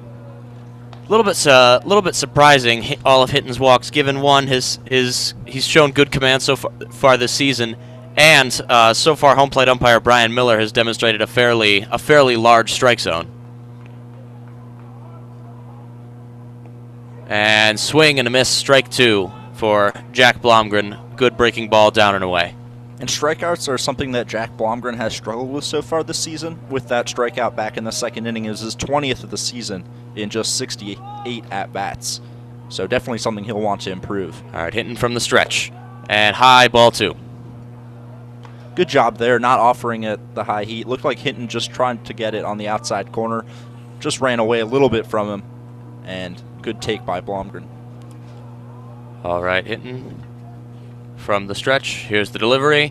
And Blomgren, soft grounder to 3rd, 2nd, and that is...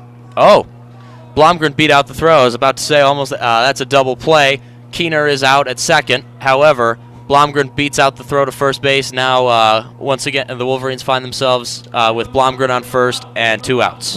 Yeah, and that's definitely a big deal right there by Jack Blomgren, beating out the throw by the 2nd baseman, Boren. Right off the bat, hit it a little weakly. You would like to see Nardo turn that a little bit quicker if you're Blue Hens, but nothing too bad right there. Just Blomgren, who does have above average speed, beating out that play to first, and that brings a K.O. Thomas to the plate, who has not been retired so far today yet. All right, first pitch inside, but called strike 1, a demonstration of home plate umpire Brian Miller's expanded strike zone so far this game. And it's something that actually Michigan pitcher Ben Dragani has been able to take advantage of with his curveball so far. And here's the pitch. Outside, down and away, ball 1. Looks like Hinton's throwing Thomas here 2 breaking balls in a row. Hit him with a nice curveball on the first pitch on the inside corner. And you see 2 more Delaware pitchers jogging from the dugout over to the bullpen. And here's the pitch. Called strike 2. Good pitch there, down in the zone by Hinton. A good pitch by him. Got to get himself acclimated into this at bat. And wouldn't be surprised to see Blomgren running here. 1-2 count with 2 outs would be a good situation. And a demonstration of an excellent pickoff move there by Kyle Hinton. Throw to first. He's already had 1 pickoff so far. Blomgren didn't have that big of a leadoff, so Blomgren was able to get back. And especially with Thomas at the plate, who is a contact hitter. And a K.O. Thomas swings on a pitch outside, strike 3, and Kyle Hinton has made it through another inning of work without giving up a run. A much better inning right there by Kyle Hinton. Set down the Wolverines pretty much in order. Just with that fielder's choice, had to face Thomas as well. But Thomas is retired for the first time today after having 2 singles and a walk. Hinton finally sets him down on a pretty wicked curveball that just kept running outside.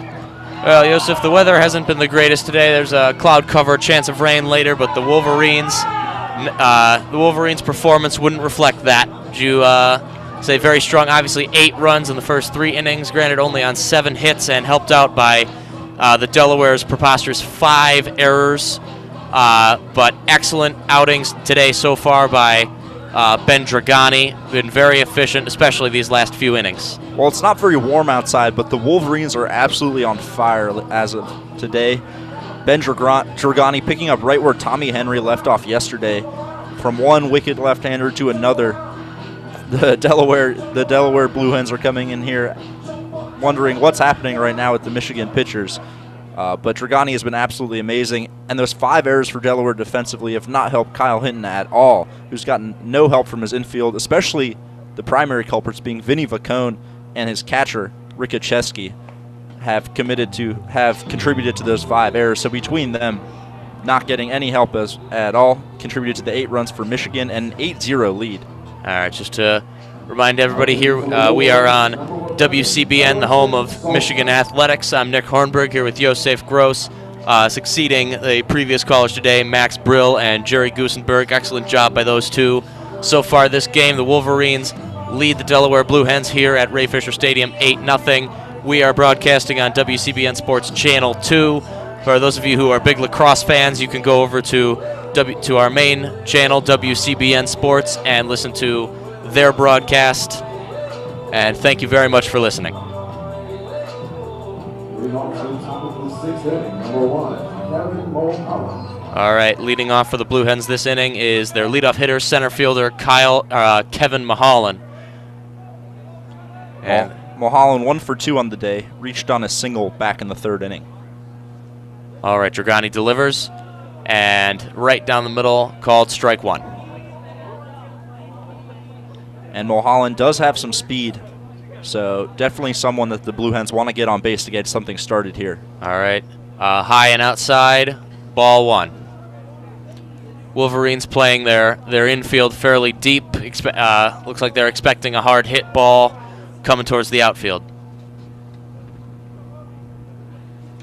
All right, here's the pitch. Called strike 2. Down and inside in the zone. Excellent pitch right there. Looks like Kevin Mulholland didn't see it and didn't swing at it. And Dragani's accuracy today has just been pinpoint. You saw it right there on that pitch. Just nailed the inside corner and sets Mulholland here at 1-2. All right, Dragani delivers. And check swing there by Mulholland. Doesn't go around, and the count's evened up at 2-2. Just missed low right there by Dragani. Still gets another opportunity here with the 2-2 count. All right, Dragani receives the signal. Here's the pitch. And a ground ball to second base. Fires around to first, and Mulholland has been retired for the first out of the inning. Excellent play there by Thomas. Not a really difficult play, but he made it look really smooth, ranging to his right there. Little spin as he threw the ball. Number 12. Really nice play there by the excellent fielding of K.O. Thomas. All right, here comes their junior right fielder, Kyle Baker. The previous inning accrued all 3 outs to his name with 3 straight flyouts to right field. And the first pitch was taken for ball 1. And Baker accruing some outs for his name on offense as well, as he's gone 0 for 2 today. All right, Dragani delivers. And swung on and fouled straight back, 1-1.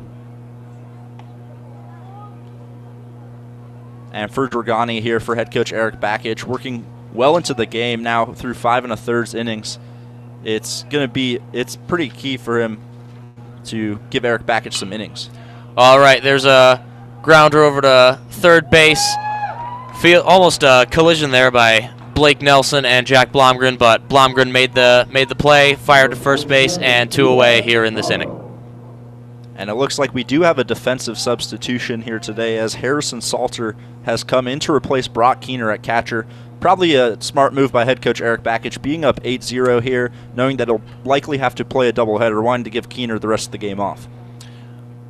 All right, and the first pitch taken outside for ball 1 by Diaz Nardo, third baseman for the Blue Hens. And that was another one of those curveballs from Dragani. Nardo didn't swing at that one, a good thing, because that one got a little bit away. It was high and outside. All right, Dragani winds up. And taken high, ball 2. And Diaz Nardo has found himself up 2-0 in this count. That one didn't miss by as much, but still a little bit high and outside. All right, from the windup, here's the pitch. Taken outside, 3-0. And suddenly now Ben Dragani risks issuing a 4-pitch walk with 2 outs left in this inning. Or excuse me, with 2 outs gone in this inning. And here's the pitch. And taken outside, ball 4. Excellent plate discipline there by Diaz-Nardo, and now the Blue Hens have a man on base with 2 outs. And that's Dragani's second walk of the day, but only his 9th walk on the season. Coming into today, only 7 walks and 26 1/3 innings pitched. So excellent command, and it's been showcased here today. He's hit pretty much whatever catcher has been out there, whether it's Salter or Keener. He's hit. They've barely had to move their glove. All right, here's the cleanup hitter, Nick Patton, for the Delaware Blue Hens, and the first pitch is taken for a ball. And if you're wondering if Nardo is likely to go at first, he is not. 0 for 2 this year on stolen base attempts. All right, here's the pitch.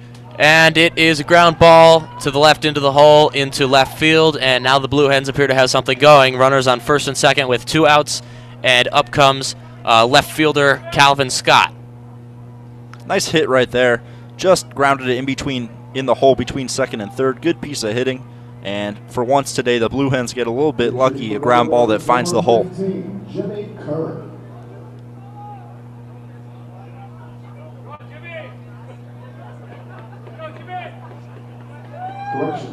It looks like the PA announcer here at Ray Fisher Stadium just announced number 15 for the Michigan Wolverines, Jimmy Kerr, batting for the Blue Hens, and it'll actually be Chance DeFebo. All right, DeFebo coming in as a pinch hitter for Calvin Scott.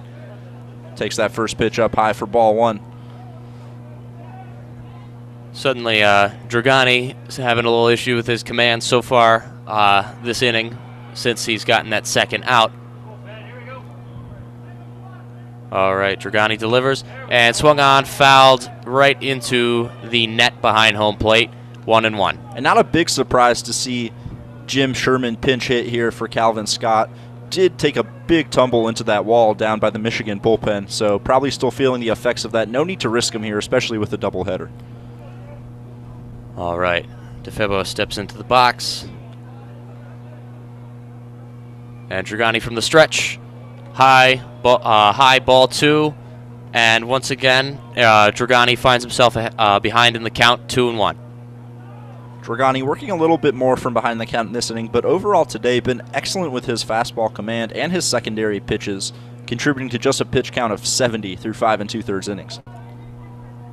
All right. Signal received. Dragani from the stretch. Here's the pitch. And swing and a miss. And the count is evened up at 2-2. Excellent pitch right there to Chance DeFebo. DeFebo off the bench, eager to swing the bat, but maybe a little bit too eager there as Dragani's pitch just muscled past him. All right. With the count even up, DeFebo steps up in the box. And Ben Dragani takes the signal from Harrison Salter.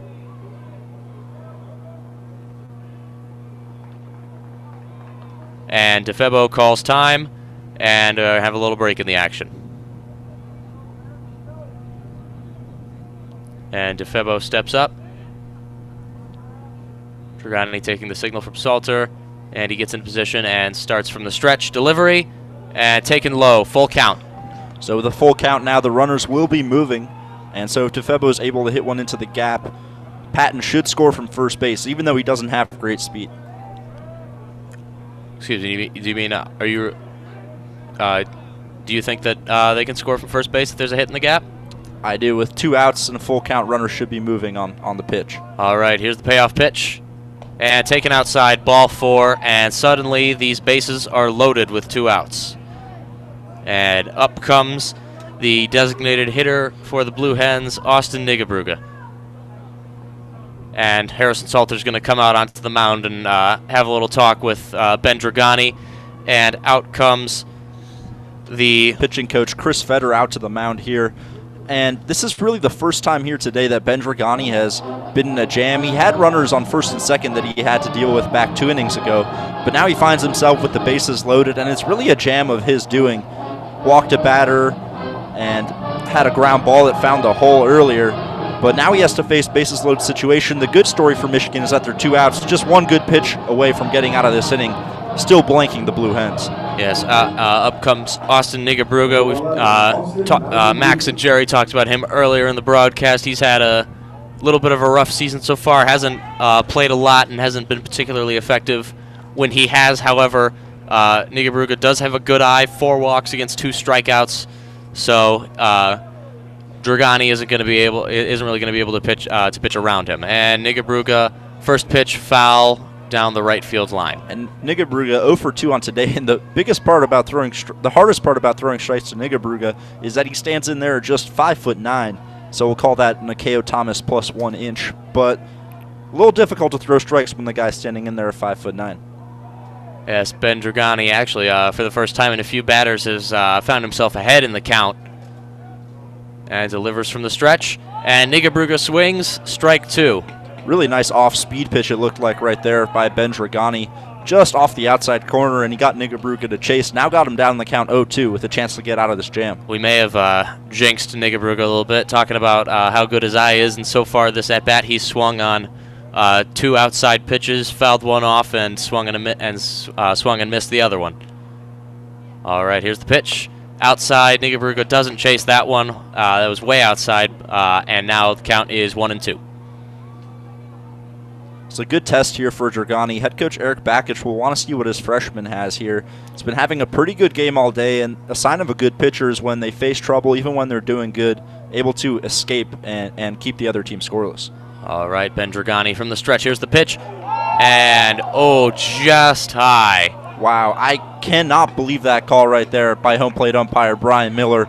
I guess you could call that high, but it looked like maybe for any other batter other than the 5'9" Nigabrugha probably would have gotten the call, but my goodness, that was close. Watching Nigabrugha step out of the box, he may have known that too. He may have thought he had just been called out, and Nigabrugha calls time.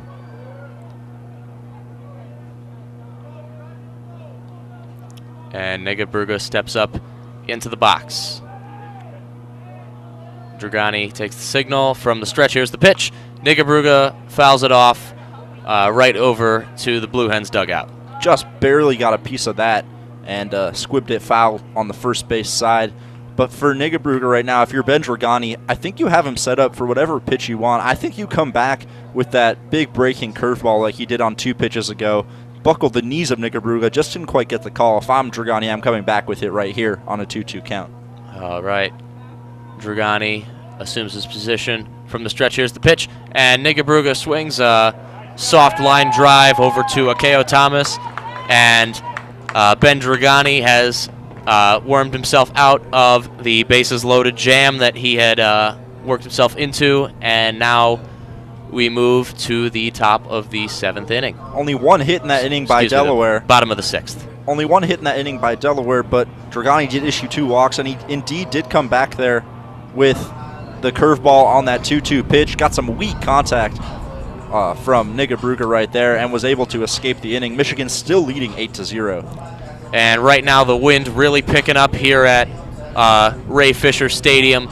We're getting blasted by the wind right now. It's going to be a lot more difficult for these fielders in fly ball situations as this game progresses. Don't tell that to the Delaware Blue Hens. They already have 5 errors on the day. They don't need any more excuses for why their defense shouldn't be as good. And I was talking before this game started here. I called the game yesterday with Finn Storr as well as with Eric Littman, and we were watching Delaware play some defense, and they just didn't look that comfortable here. Maybe the turf field's contributing to it. Maybe it's the cold weather here today, but they just look all out of sorts, especially on the infield. And there were some plays yesterday, some wayward throws by Vinny Vacone and other infielders for the Blue Hens that Nick Patton, the first baseman, was just able to rescue. But here today hasn't been able to do them because Delaware hasn't even been able to get to the throw. Vacone's made a couple errors trying to transfer the ball from his glove to his hand, and just overall poor defense by the Delaware Blue Hens. All right, it appears that the Blue Hens have finally made a pitching change. Kyle Hinton's day is done, having given up 8 runs, 2 earned in 5 innings. Now we have Winston Allen up on the mound for the Delaware Blue Hens. And Winston Allen has made 2 appearances this season, thrown 4 2/3 innings pitched, still to let up an earned run on the season. Does have 1 run, but was not charged to his name, unearned. And you can understand why with this Delaware Blue Hens defense we're seeing here today. Has 3 strikeouts to 1 walk, so a nice contact pitcher so far. Opponents batting .211 against him. We'll be looking to quiet down some of those bats here for Michigan here today and for his head coach, Jim Sherman. And I'd imagine that his head coach wants him to give him more than one inning here today. When we're looking here in the bottom of the 6th inning, he's probably hoping to give him the 6th and the 7th, maybe even into the 8th, rescue them for that second part of the doubleheader. Yeah, all right, and they actually seem to, Jim Sherman seems to be receptive to their defensive frailties. They were practicing throws to second there, but the final stat line on Hinton, 5 innings pitched, 7 hits, 8 runs, 2 earned, 5 walks, and 2 strikeouts. That 5 walks, Jim Sherman's not going to be happy about that. All right, here's the pitch from Winston Allen, taken outside for a ball by 2-slot hitter, right fielder Christian Bullock for the Wolverines. It's pretty ridiculous anytime you say 8 runs, 2 earned, but that's basically been the story here for Delaware. All right, here's the second pitch, right on the outside corner, called strike 1.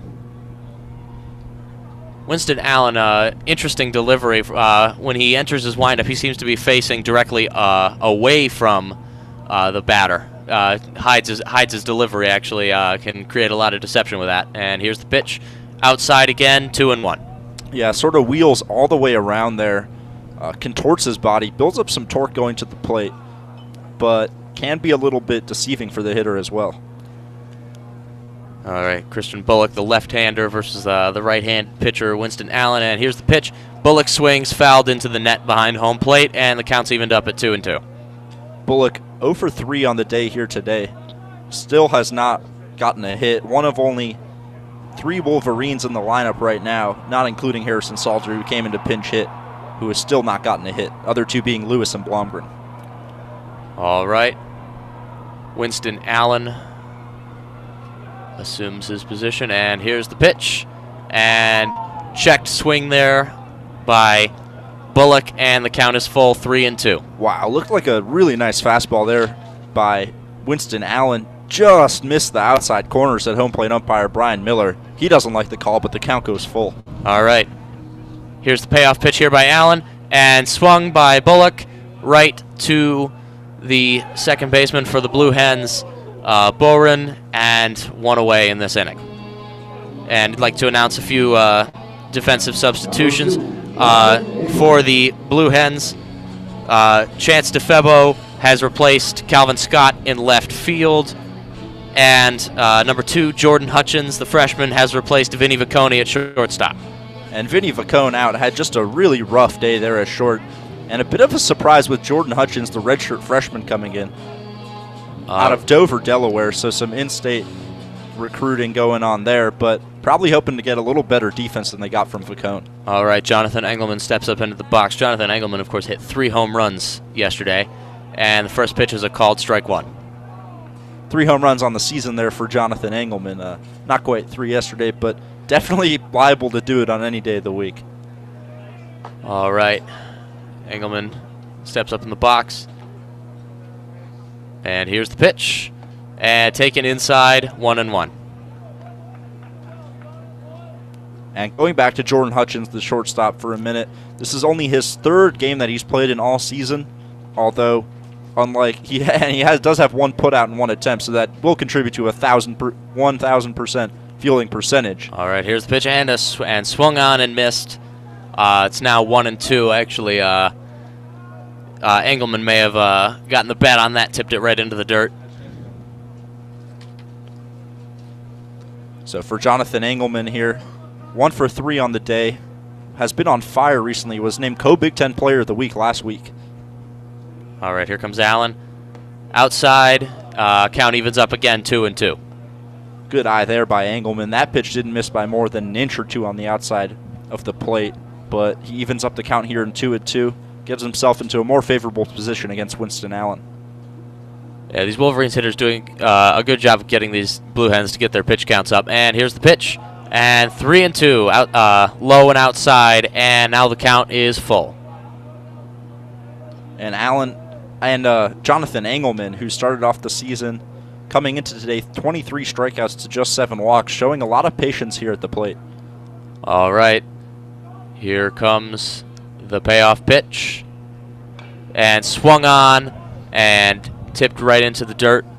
Looked like it actually may have caught the ankle right off Yeah, the foot of Jonathan Engelman right there. He'll hobble around behind home plate. I have to say, it looks like he just beat himself in the ankle in that cold weather. That can't be comfortable. If it's cold enough, sometimes you can numb it. You don't even feel it.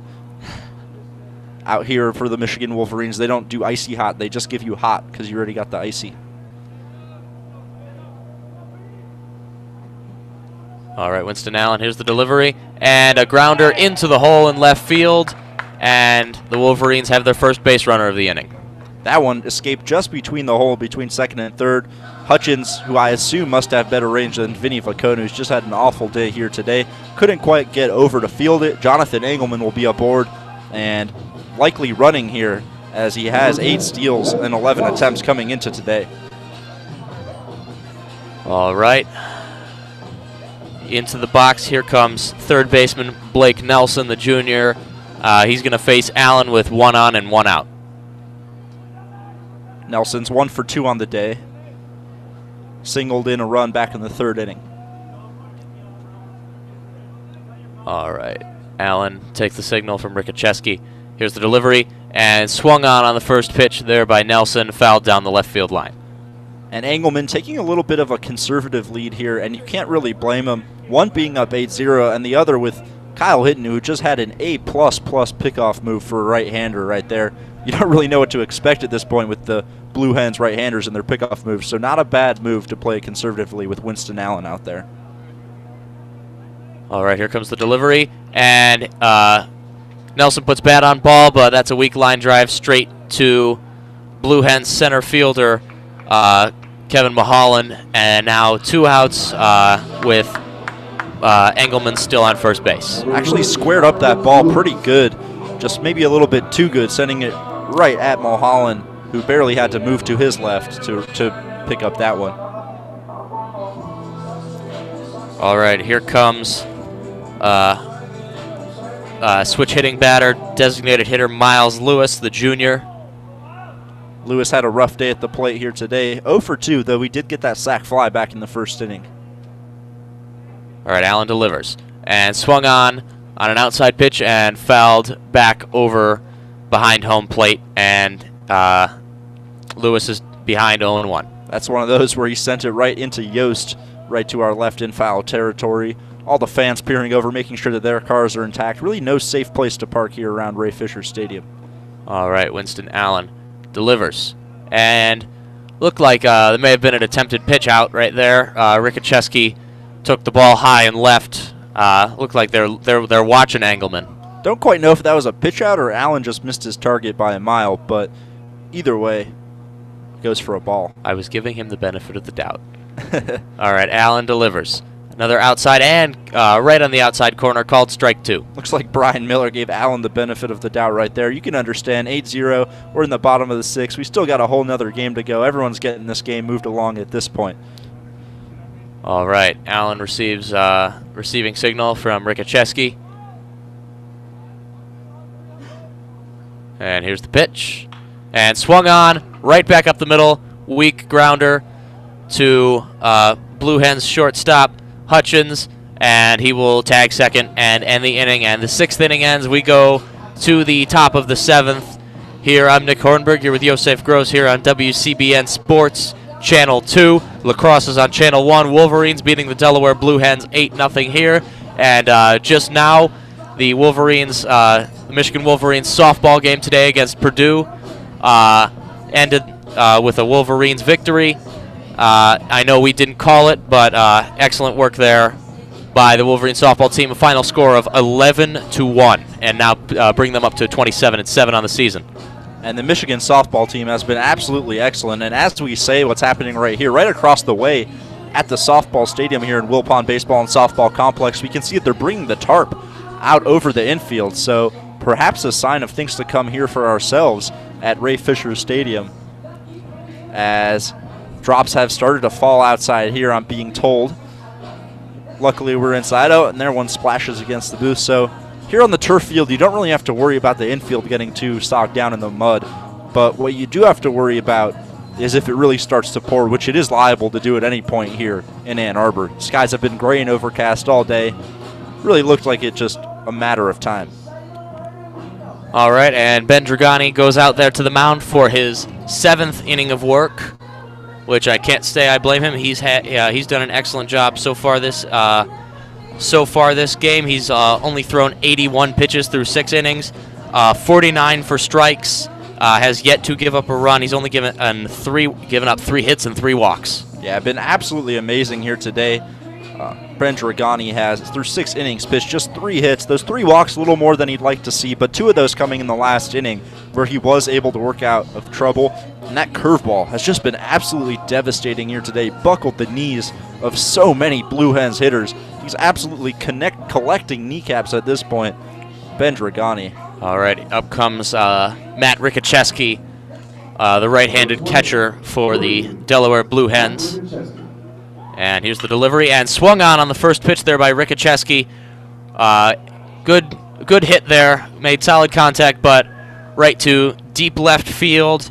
And Jordan Wogu was in good position and 1 away so far, on 1 pitch. A little aggressive there by Rickacheski, and he got some solid aluminum to the ball right there as he sent it into the left center field gap. Wogu, though, drifted over to his left. Nice running play. All right, here's the delivery to Hutchins. It's Jordan Hutchins' first at-bat, only his 3rd at-bat of the season. So, new opportunities here for the redshirt freshman. However, he is 1 for 3 so far this season, so. All right, second pitch outside, count evens up 1-1. Excuse me, pardon, make that his 4th at-bat of the season and his 3rd appearance. All right, Dragani receives signal from Salter from the windup. Here's the pitch. And a called strike 2. And Dragani finds himself ahead in this count against Jordan Hutchins.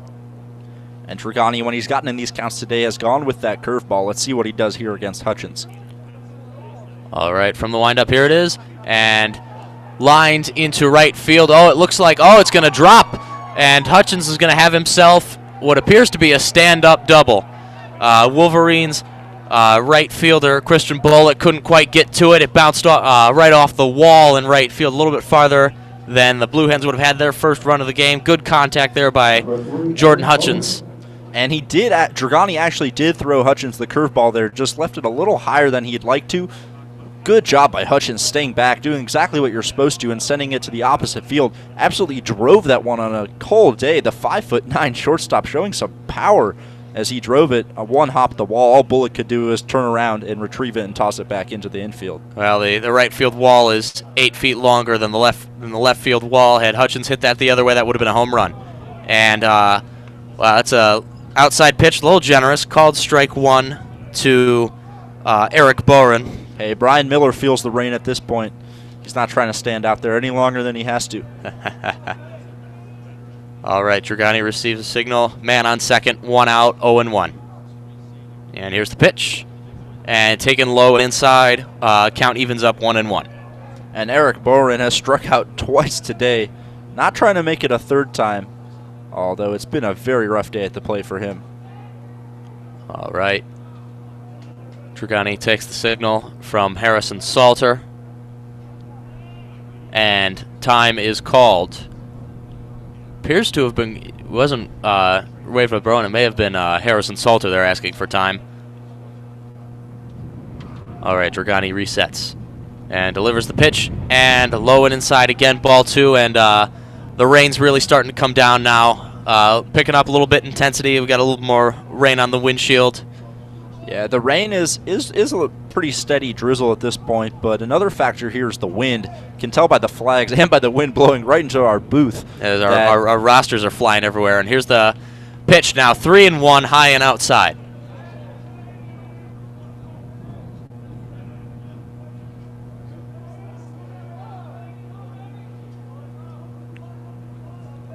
Dragani here falling behind in the count against Boren. Doesn't want to lose him. He's a hitter that he's been able to work pretty well here today. It's a little bit. Of course, pitching in the rain is a different proposition than pitching without rain. And high and outside again. And now the Wolverines Dragani has to deal with another jam. Runners on first and second with 1 out. And up comes the top of the order, Kevin Mulholland. And Mulholland 1 for 3 on the day here, singled back in the 3rd inning. But in total for this lineup, they really haven't done much. 4 walks issued by Dragani has been the main source of base runners here today because he's only allowed 4 hits otherwise. All right. Harrison Salter coming out to the mound to talk with Ben Dragani. Brian Miller coming out to make sure they don't take too long, and Harrison jogs back to the plate.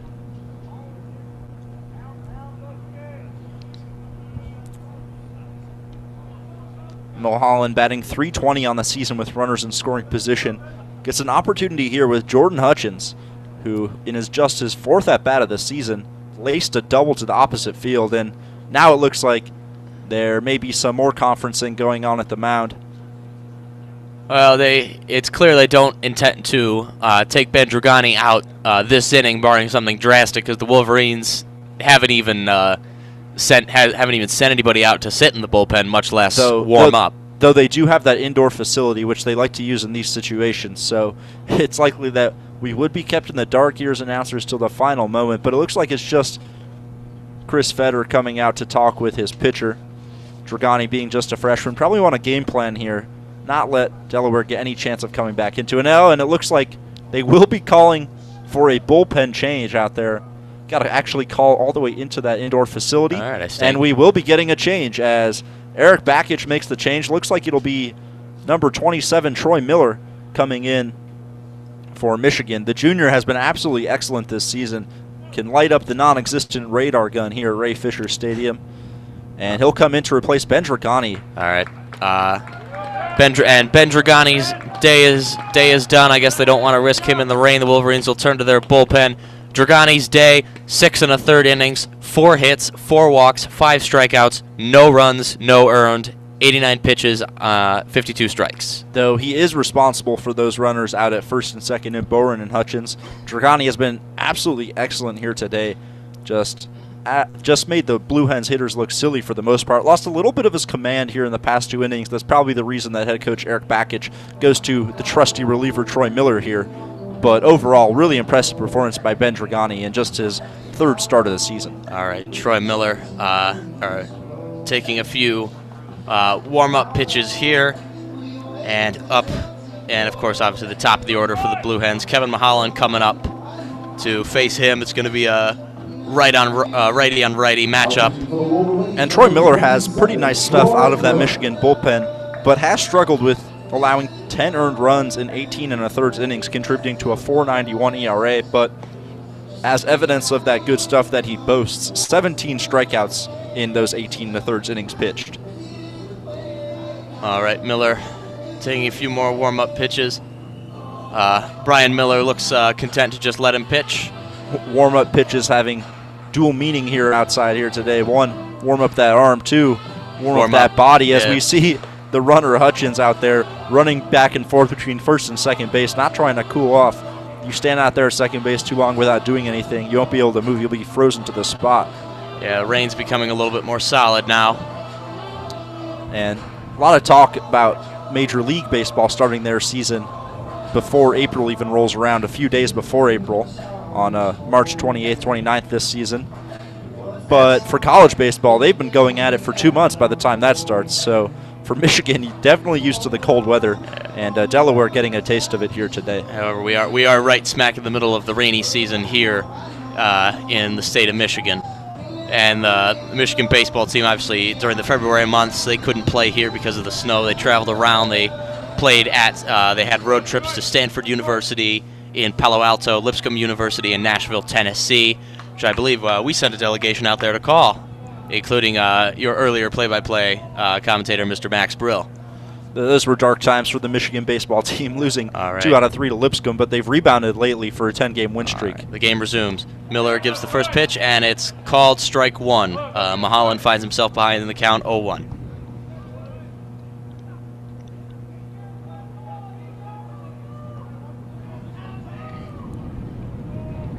All right, Miller receives the signal from Harrison Salter. And here's the delivery, and low and outside. Count evens up 1-1. This wind, so right now, appears to be helping the pitcher here. If a wind could possibly help a pitcher. It's blowing right at us, and we're directly behind home plate, so the wind blowing right in Kevin Mulholland's face. Yeah, flags blowing in right now with some gusto. basically no chance of hitting one out unless you are Giancarlo Stanton. As that pitch gets in there for a ball, Well, count will go to 2-1. Giancarlo Stanton would have no problems hitting out in this park, but in a major league park, in a major league park with this wind, even he would have a lot of difficulty. Absolutely. As the rain picking up a little bit here, some fans have scattered for shelter. All right, Travis Miller, and time is called.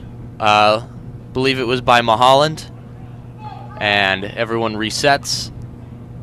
Mulholland steps back up into the box. Players doing jumping jacks on the out on the field to avoid getting too cold. And Miller delivers, swung on right in the hole to left field, and a little bit surprising move given the current state of the score. But Hutchins is going to be told to stay at third base by Delaware's third base coach. And pretty conservative there. Pretty conservative base running by Delaware, but you can understand it. Down 8-0, 1 run doesn't really make a difference. Don't want to make an out at the plate. Down 8 runs. Still only with 1 out here in the top of the 7th inning. A sacrifice fly or a ground out on the infield that isn't a double play still gets the runner home. So now they have bases loaded with 1 out here in the top of the 7th. Yeah, that wasn't a particularly strong ground ball either. I think the wind might affect some of these fielders too. All right, here's the pitch. First pitch is ball 1 to the Blue Hens' second hitter, Kyle Baker, who actually is the highest average in the current lineup, hitting .353. All right, Troy Miller delivers from the stretch and fouled into the parking lot. Oh, it may have hit a car. At this point, the people may be sitting in their cars. It's pretty intense raining out here. I don't hear any alarms, so the cars may actually be safe, but that was coming right towards them. May have bounced off the pavement. And Miller delivers, swung on and missed by Kyle Baker. The count is now 1-2. Absolutely filthy breaking ball right there by Troy Miller. Made Baker, one of the best hitters for the Blue Hens, look really silly as he basically finished his swing before that ball even crossed home plate. All right, Miller takes the signal from Salter. From the stretch, and swung on and missed, and excellent there, exactly what they needed. Swinging strikeout of the strongest hitter in the Blue Hens lineup, and now bases loaded, 2 outs, obviously a lot different than bases loaded, 1 out. And really good pitching there by Troy Miller. He saw that Kyle Baker looked silly on that first curveball, so what did he do? He came back with the exact same pitch, and he got the exact same result. Kyle Baker goes down swinging on 2 straight curveballs, not close to either one. So far, both of these catchers, Brock Keener and Harrison Salter, have had good games framing the pitches, and first pitch to Diaz Nardo is called first strike. Really, Dragani struggled with this late in his outing. Troy Miller doing a great job getting first pitch strikes so far in his first inning of work. Excuse me, it's... And Nardo foul tips that one and is quickly down in the count, 0-2. Nardo 0 for 2 on the day here today. Was issued one of those 4 walks by Dragani his last time up in the 6th inning. All right. Nardo doesn't appear to be ready yet. Now he steps up into the box, gets up in his stance. Salter gives the signal. Miller from the stretch, and taken down and away. Now 1 ball, 2 strikes, trying to get Nardo to chase, being down 0-2. Logic holds, as he would have to swing to protect, but good plate discipline there by Nardo. And if I'm Troy Miller right now, I'm coming back with that same breaking ball that I got Kyle Baker on. And within 1-2 count here with 2 outs, I'm doing it. All right, from the stretch. And that's exactly what happens right there as Troy Miller throws one in the dirt, gets Diaz Nardo swinging, and the tag is applied by Harrison Salter to end the top of the 7th. Absolutely filthy breaking ball right there by Diaz Nardo. A little bit, excuse me, a little caught off guard there. I saw the tag, but Brian Miller held up on making the out call for a few seconds right there, but inning is over, and now we are treated to the 7th inning stretch to what few fans are still out here in the rain. Don't know how much of a stretch it is versus how much of a run for shelter it is, as looks like Troy Miller will head to that indoor facility in between innings, and you can't really blame him. Can't stay warm at all out in the dugout. Yeah, we as we've come out of the winter, the weather's gotten a little bit better here in Ann Arbor, but we're still running, high 40s, low 50s. I think it's only like 44 right now. 44, yeah, pretty generous 44. Feels like much colder with this wind blasting in here at around 15 to 20 miles per hour, and raining as well. Pretty bad weather here today for Michigan, but they do have the benefit of that indoor facility to warm up their pitchers, as we saw. The Blue Hens, meanwhile, have had to throw their pitchers down out here in the elements, and it is much worse. Yeah, we're coming right into, and obviously we're right at the point where the rainfall in Michigan is at its highest. So this is really where conditions for baseball in Ann Arbor are more or less at their worst. Unfortunately, don't tell that to the Michigan Wolverines, though. Even though we are getting treated to some good baseball by the home side here, and Winston Allen back up there for what is now, I believe, his second inning of work. He only gave up 1 hit in the previous. Through 11 strikes and 18 pitches, a fairly strong inning overall. But here comes first baseman for the Wolverines, Jesse Franklin, the freshman. To his regular walk-up music, the tune of a song initially written by Bob Dylan and covered by Jimi Hendrix, All Along the Watchtower. All right, Allen delivers. And swung on and missed by Franklin. Looks like Franklin got out ahead of that pitch, and he's behind 0-1. Looked like a nice changeup by Allen there to start off Franklin. Franklin aggressive, and he swung right through that, as you mentioned. All right, Allen delivers. And low and outside, the count evens up 1-1. Another left-handed hitter against a right-handed pitcher matchup. Wolverines have 2 dedicated left-handers in their lineup in Bullock and Franklin, and then 2 switch hitters. Brock Keener's down. They only have 1 out now with Miles Lewis. And swung on and missed again by Franklin, and he finds himself behind 1-2. And Franklin 1 for 2 on the day, has a double and RBI.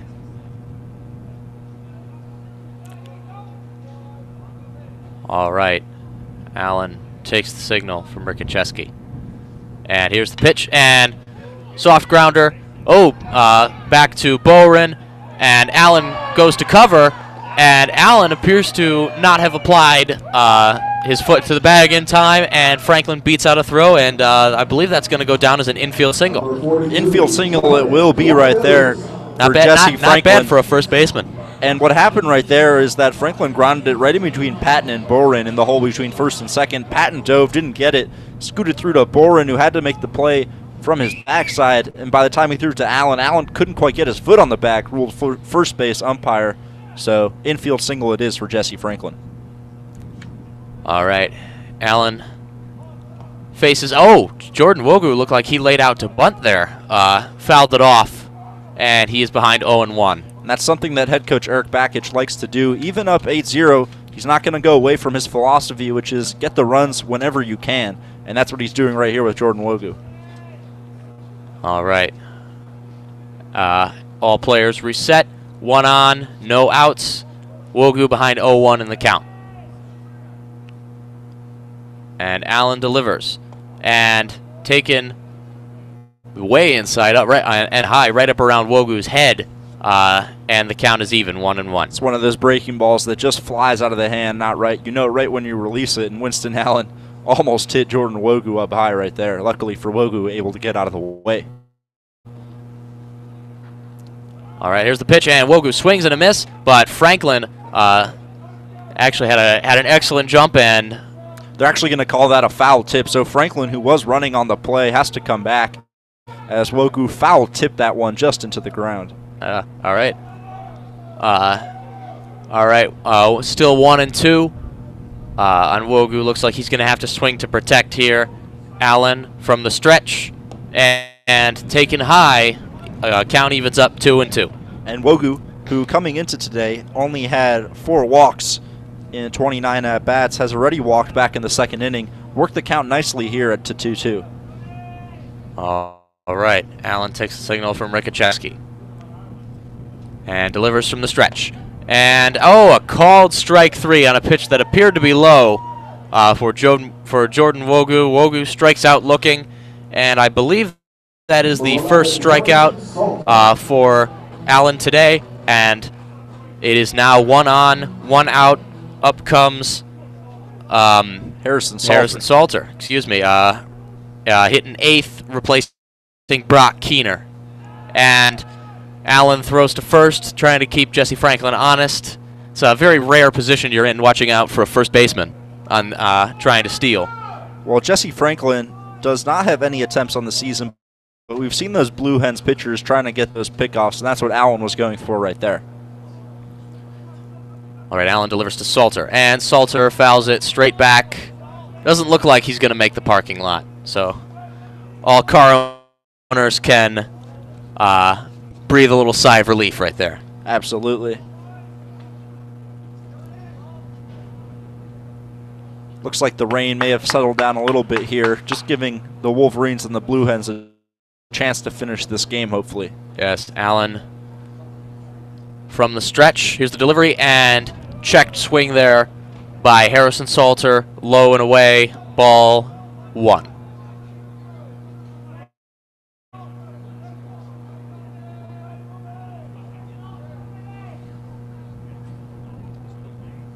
All right.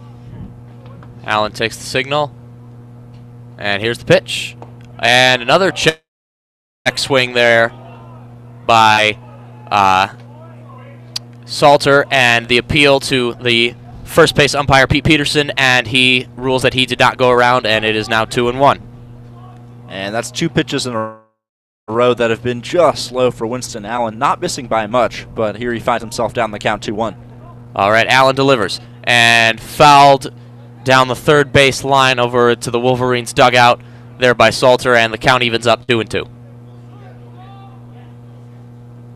Salter, one of those young players for Michigan, replacing the senior Brock Keener, who's been one of the leaders on this team. But Harrison Salter has gotten some starts in place of Keener, has 32 at-bats and is batting .281, so no slouch himself at the plate.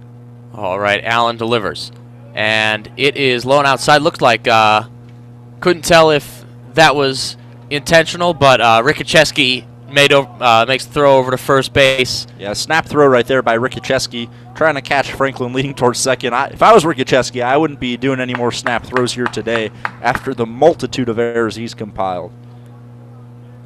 All right, now Allen takes the signal from Rickacheski. And from the stretch, here's the pitch. And swung on right into the hole between the shortstop and third there by Salter. And the Wolverines now have runners on first and second with 1 out. And up comes, in the 9 slot, the shortstop, Jack Blomgren. Really nice piece of hitting there by Harrison Salter. He was down in the count 1-2, worked it full to 3-2, and then on 3-2 pitch, grounds it right between the hole in between second and third, and gets his 10th hit on the season. So for Harrison Salter, he'll be aboard. Wolverines have 2 aboard at first and second with only 1 out here in the bottom of the 7th. All right, here comes Blomgren, bottom of the order. Hasn't had the greatest of seasons so far at the plate, but his defense has been solid, and he's had a few excellent moments with the bunt. Allen gestures and steps off the mound, trying to keep Franklin honest at second. Looks like Boren was sneaking in behind Franklin there at second base. Allen didn't see him in time. Instead, just stepped off, and he'll reset here. All right, here's the pitch. And high and a little bit outside, ball 1. Blomgren 0 for 2 on the day. You mentioned that he has had some glory moments with the sac bunt, including a suicide squeeze that scored 2 runners. He got a 2 RBI suicide squeeze I hesitate. earlier this season. I hesitate to call them sac bunts because, well, he wasn't sacrificed. He reached safely. All right, Winston Allen delivers, and high and inside. Blomgren had to duck to avoid getting plunked in the head by that, and it rolls back to the wall. And Franklin and Salter both move up to second and third. That's the third pitch this inning that Allen has missed high and inside. That time it wasn't even a breaking ball, just a fastball that got away. Luckily, Blomgren was fast enough to duck below it, and it scooted all the way to the backstop, so now runners at second and third, 2 in scoring position for Jack Blomgren, who's only batting .182 on the season with runners in scoring position. All right. Winston Allen appears to have received the signal from Rickacheski from the stretch. Blomgren swings and misses, and now the count is 2-1. Big cut there by Jack Blomgren, trying to make it 11-0 here. And Allen appears to take the signal again. And Bakic does not appear to be giving the signal to bunt, which he usually does with Blomgren. And here's the pitch, and Blomgren swings, fouls it back to the right, and hits right into the net. Boy, Blomgren did not miss that one by much. Just missed hitting the barrel of the bat on that one. Just a little underneath it and fouled it straight back. We'll get another chance here at 2-2, though.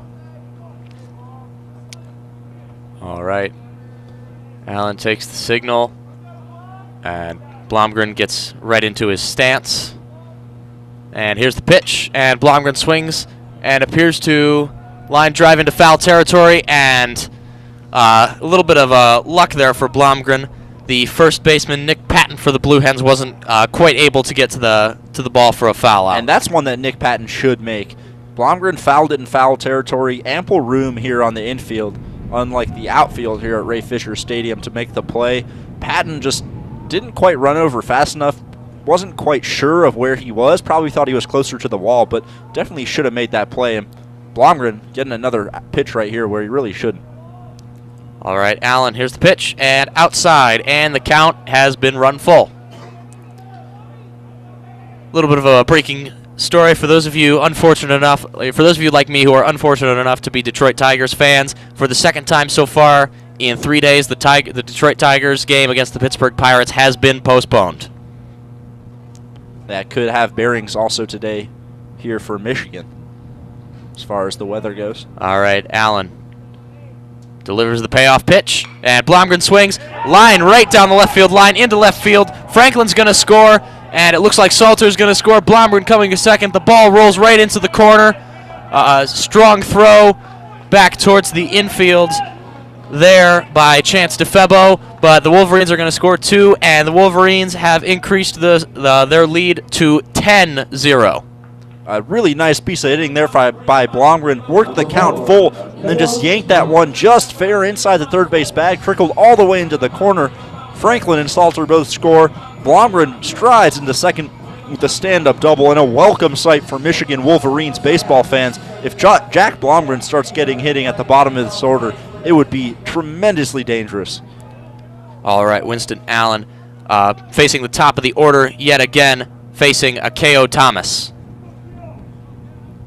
And here's the pitch, and they're going to call a balk, I believe. Ooh. As before the pitch was made, Winston Allen just a little flinch while he was on the rubber, so that will send Jack Blomgren to third.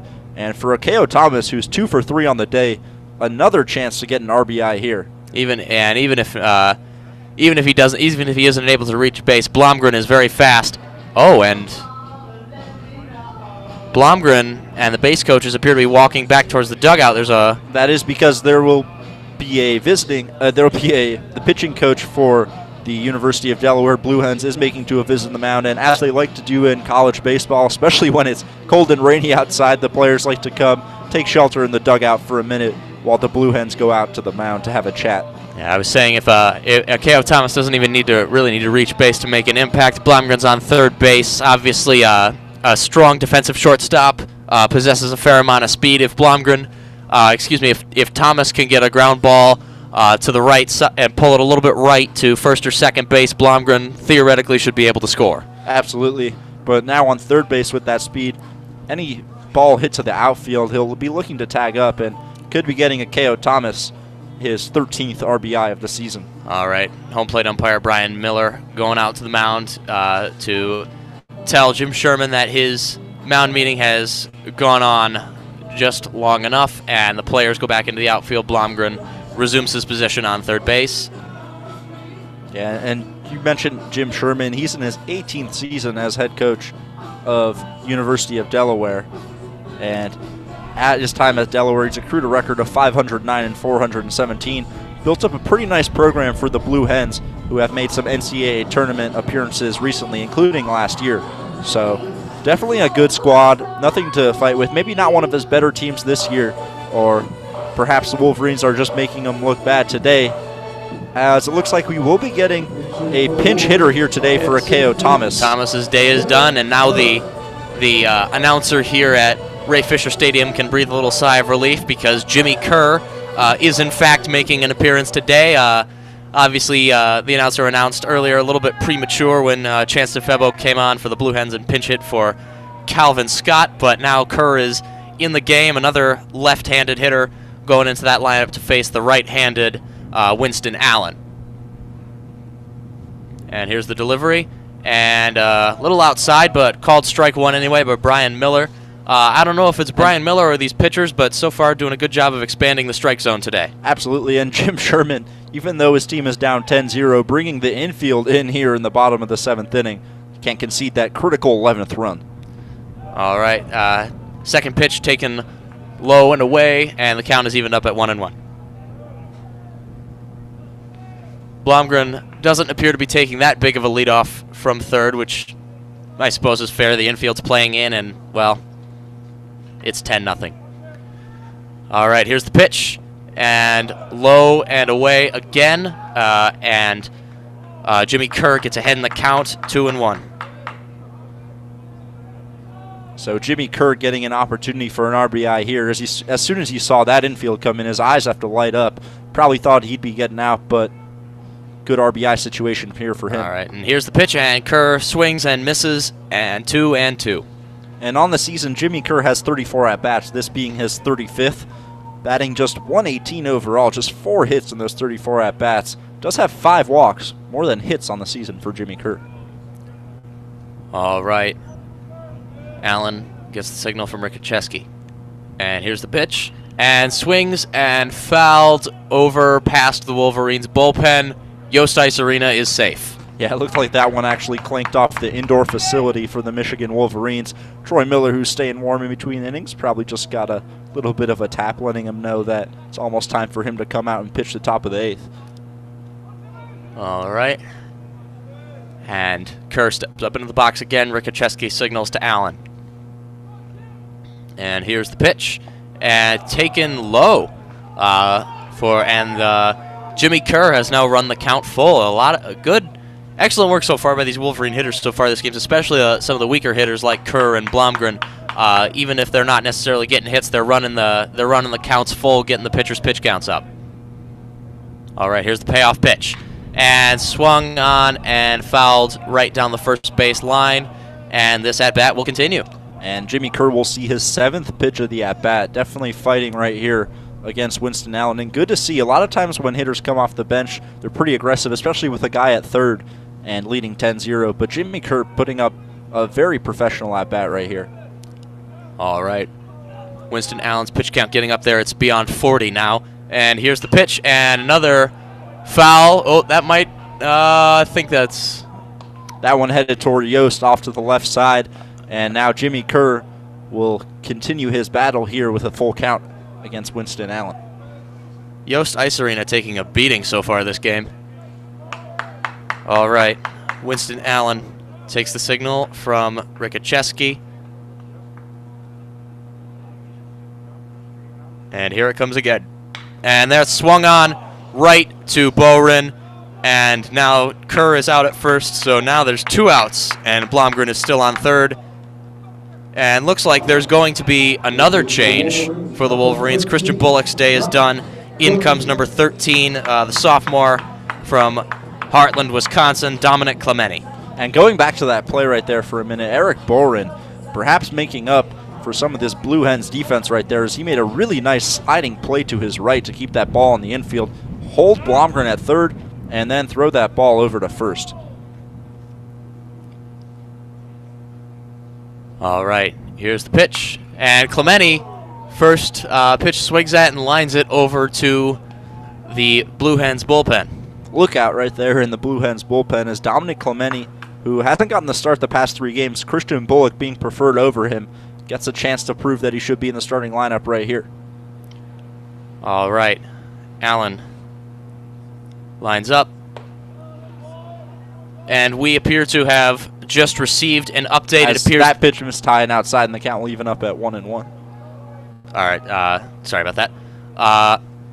All right. Clemente stands up there. Count even 1-1. Allen lines up, delivers, and low and away. And Clemente out front again, 2-1. Clemente working the count here nicely. He has a 283 average on the season and 43 at-bats. Has an excellent strikeout to K ratio.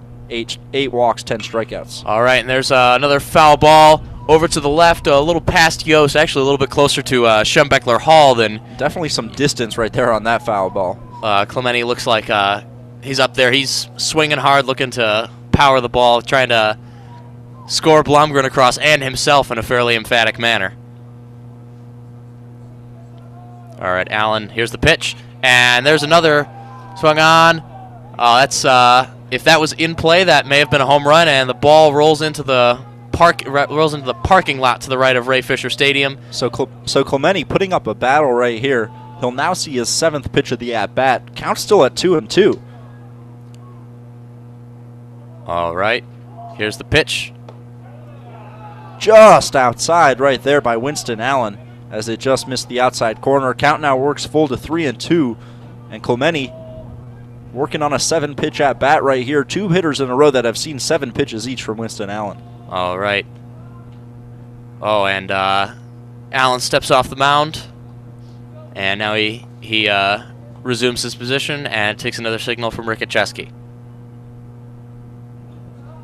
And from the stretch, and Clemente swings straight, back, way back. Is he going to be able to get that? No, he is not. It's going to drop, and Blomgren will score, and Clemente looks like he's going to try and stretch that out for a triple. Here's a throw, and Clemente slides, and he is safe at third. And the Wolverines now run the lead up to 11-0 on a pinch hit triple by Dominic Clemente. And a pure triple right there, as Clemente, who Mulholland was playing medium deep right there in center, absolutely crushed that ball over his head.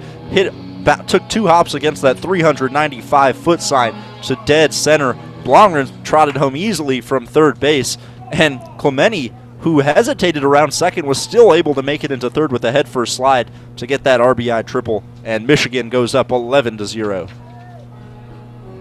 All right, actually, this is Dominic Clemente's 2nd consecutive pinch hit RBI, as looks like the Blue Hens are going to have another mound meeting out there with pitching coach Troy O'Neill. Yeah, Troy O'Neill, not a lot to tell your pitcher, Winston Allen, at this point. Maybe just batten down the hatches. Don't let it get any more worse than 11-0. But Michigan putting on an offensive showcase here today. Obviously, Major League Baseball this year instituting a new rule, only 6 mound meetings per game. But college baseball has not instituted that rule. So this is probably not the last mound meeting we will see this game. As it looks like Delaware actually making a pitching change here, as they will bring in number 34, Chris Ludman, the freshman right-hander out of Newark, Delaware, St. Mark's High School, in to pitch for Winston Allen. So Allen is responsible for Clemente out at third base. Gives up 3 runs to his name so far. And Ryan Ludman, the freshman, will come in to try to get Michigan here out in the 7th inning. All right. Actually, despite the scoreline, the Blue Hens have done a fairly decent job of not overusing their bullpen. Obviously, it's the 7th inning. They've only used 3 pitchers. Even some major league teams, even when they're pitching well, use more pitchers than that in now 6 2/3 innings. Absolutely, as Winston Allen was able to go an inning and 2/3. And some critical innings right there. But let's give you the stats real quick on Chris Ludman. This is going to be his 8th appearance of the year. He's pitched 7 innings and given up 2 earned runs to contribute towards a 2.57 ERA, 3 strikeouts and 2 walks in those innings. All right, Engelman steps into the box. And there's the pitch, and Engelman swings and fouls. Off to the right, once again into the Blue Hens bullpen. And Engelman 2 for 4 on the day, has 2 singles and an RBI. All right, now similar situation as previous. Dominic Clementi is now on third. And here's the pitch, and Engelman takes inside, and the count's even at 1-1. Looks like Ludman was trying to attack the inside corner on Engelman there, but a little too far inside, couldn't quite establish it. All right, here's the 1-1 pitch, and taken outside, 2-1. Oh, Ludman puts his head back right there. He really wanted that call. I'm pretty sure everyone here wanted that call, as many of the fans have scattered towards the higher portions of the benches here for cover. That was a good break. That was a good horizontal breaking ball there. Just Engelman didn't chase. And there's a pitch. Engelman swings and fouled down the third base line towards the Wolverines dugout. All right, now it's 2-2. One more strike, and Chris Ludman can get the Blue Hens out of this inning with only 3 runs scored by the opposition. And Ludman from the stretch. And popped up into the air by Engelman. Looks like it's going to be camped under by the right fielder for the Blue Hens. Kyle Baker makes the play right there in right field.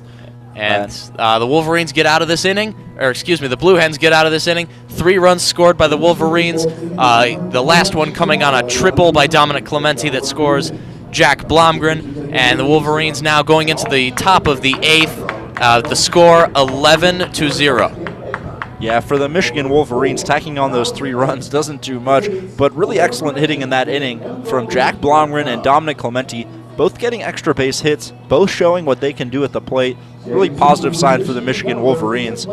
And it looks like Troy Miller's day is done, as the Michigan Wolverines will be replacing him right now with Jack Bredesen. So Jack Bredesen, the junior, will come in to replace Troy Miller. Jack Bredesen, another guy from Heartland, Wisconsin, 6'6", very tall pitcher. And I don't know quite why, but Jack Bredesen going with the short sleeves out here today. One of, actually, the only Michigan player with short sleeves. So Jack Bredesen.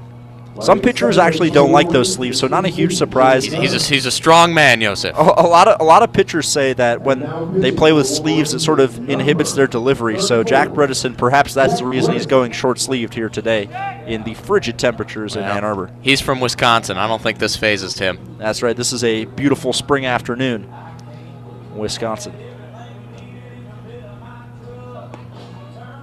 Well, Bredesen's actually got an interesting delivery. It looks like he cocks his arm behind as he's coming out of the windup and appears to have kind of a slingshot effect with his elbow on that pitch. Absolutely. Bredesen, not the most normal delivery on the season. So far, hasn't been quite working for him, though he's only pitched 2 1/3 innings so far. This will be his 6th appearance, giving up 3 earned runs, contributing to a overly inflated 11.57 ERA, and quite a small sample size, though. Yeah, but Bredesen does have 2 strikeouts and 3 walks in those 2 1/3 innings pitched. Obviously, college teams carry fairly large-sized bullpens. Therefore, your average individual pitcher isn't going to get the amount of work that a major league baseball pitcher would across this amount of games. So obviously, your ERAs are going to get a little bit misleading.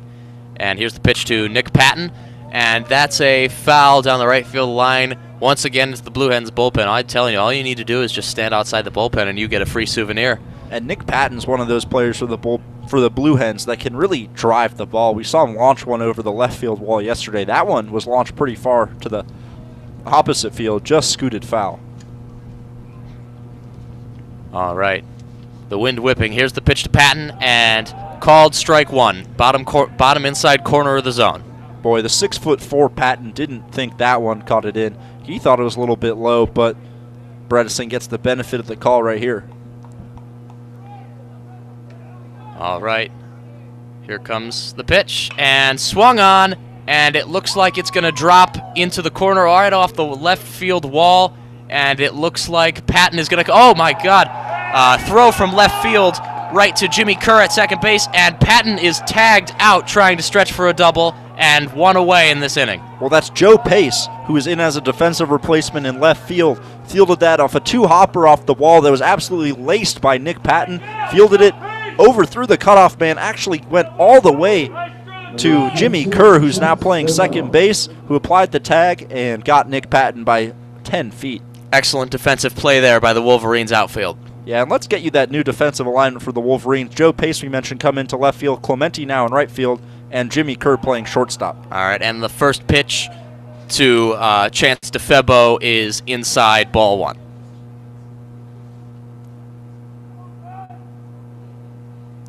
All right, Salter makes the signal to Bredesen, and Bredesen makes the pitch, and low, ball 2. And Bredesen finds himself behind in this count. So Bredesen, who has struggled, will take that out any way he gets it, as Joe Pace, known for his defense, really helps him out right there. All right, here's the pitch, and called strike 1 right on the low outside corner of the zone. And the count is now 2-1. Bredesen making up a little bit of ground here against DeFebo. And this is DeFebo's third at-bat of the day. He's 0 for 1, did get a walk in the 6th inning. All right, Salter lines up outside, and it's swung on, and looks like it's going to drop right there into right field for an easy fly out there, handled by Dominic Clemente. And initially off the bat, looked like it was headed for right center, but that ball had a lot of slice on it. Actually, off the right-handed bat of DeFebo, sliced all the way to Clemente in right field, barely had to move in the end to get the second out of the inning. Almost had as much slice on that as my golf shot. Number 5, Mike Kruczynski. All right. Actually, looks like there's going to be another. There is going to be a pinch hitter here for Austin Nigabriga. It will be Mike Kruczynski, the redshirt junior, stands in at 5'10", 200 pounds, out of Medford, New Jersey. Takes strike 1 there on the outside corner. Called strike 1 there. Looks like the Blue Hens are going to do what Eric Bakich has really done all game, is going to try and exploit a lefty-righty matchup. Kruczynski being the first left-hander of the Blue Hens lineup today. And there's another called strike 2, perfect fastball right down the middle by Bredesen, who is right-handed. Kruczynski in 36 at-bats this season, only batting 139. That's a 5 for 36 clip on the season. Blue Hens have not gotten a whole lot of production from their designated hitter position, and the pitch is high and outside, way high, and the count is now 1-2.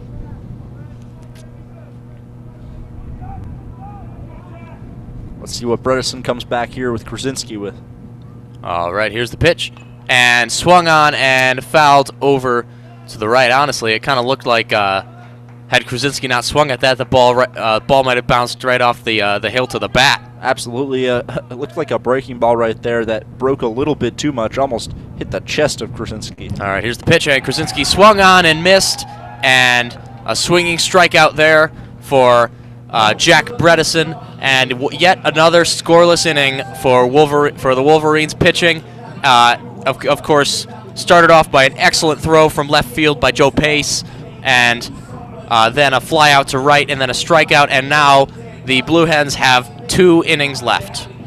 Jack Bredesen setting Kruczynski down there on strikes. An absolutely filthy breaking ball that missed the bat of Kruczynski by 2 feet as he swung over the top of it.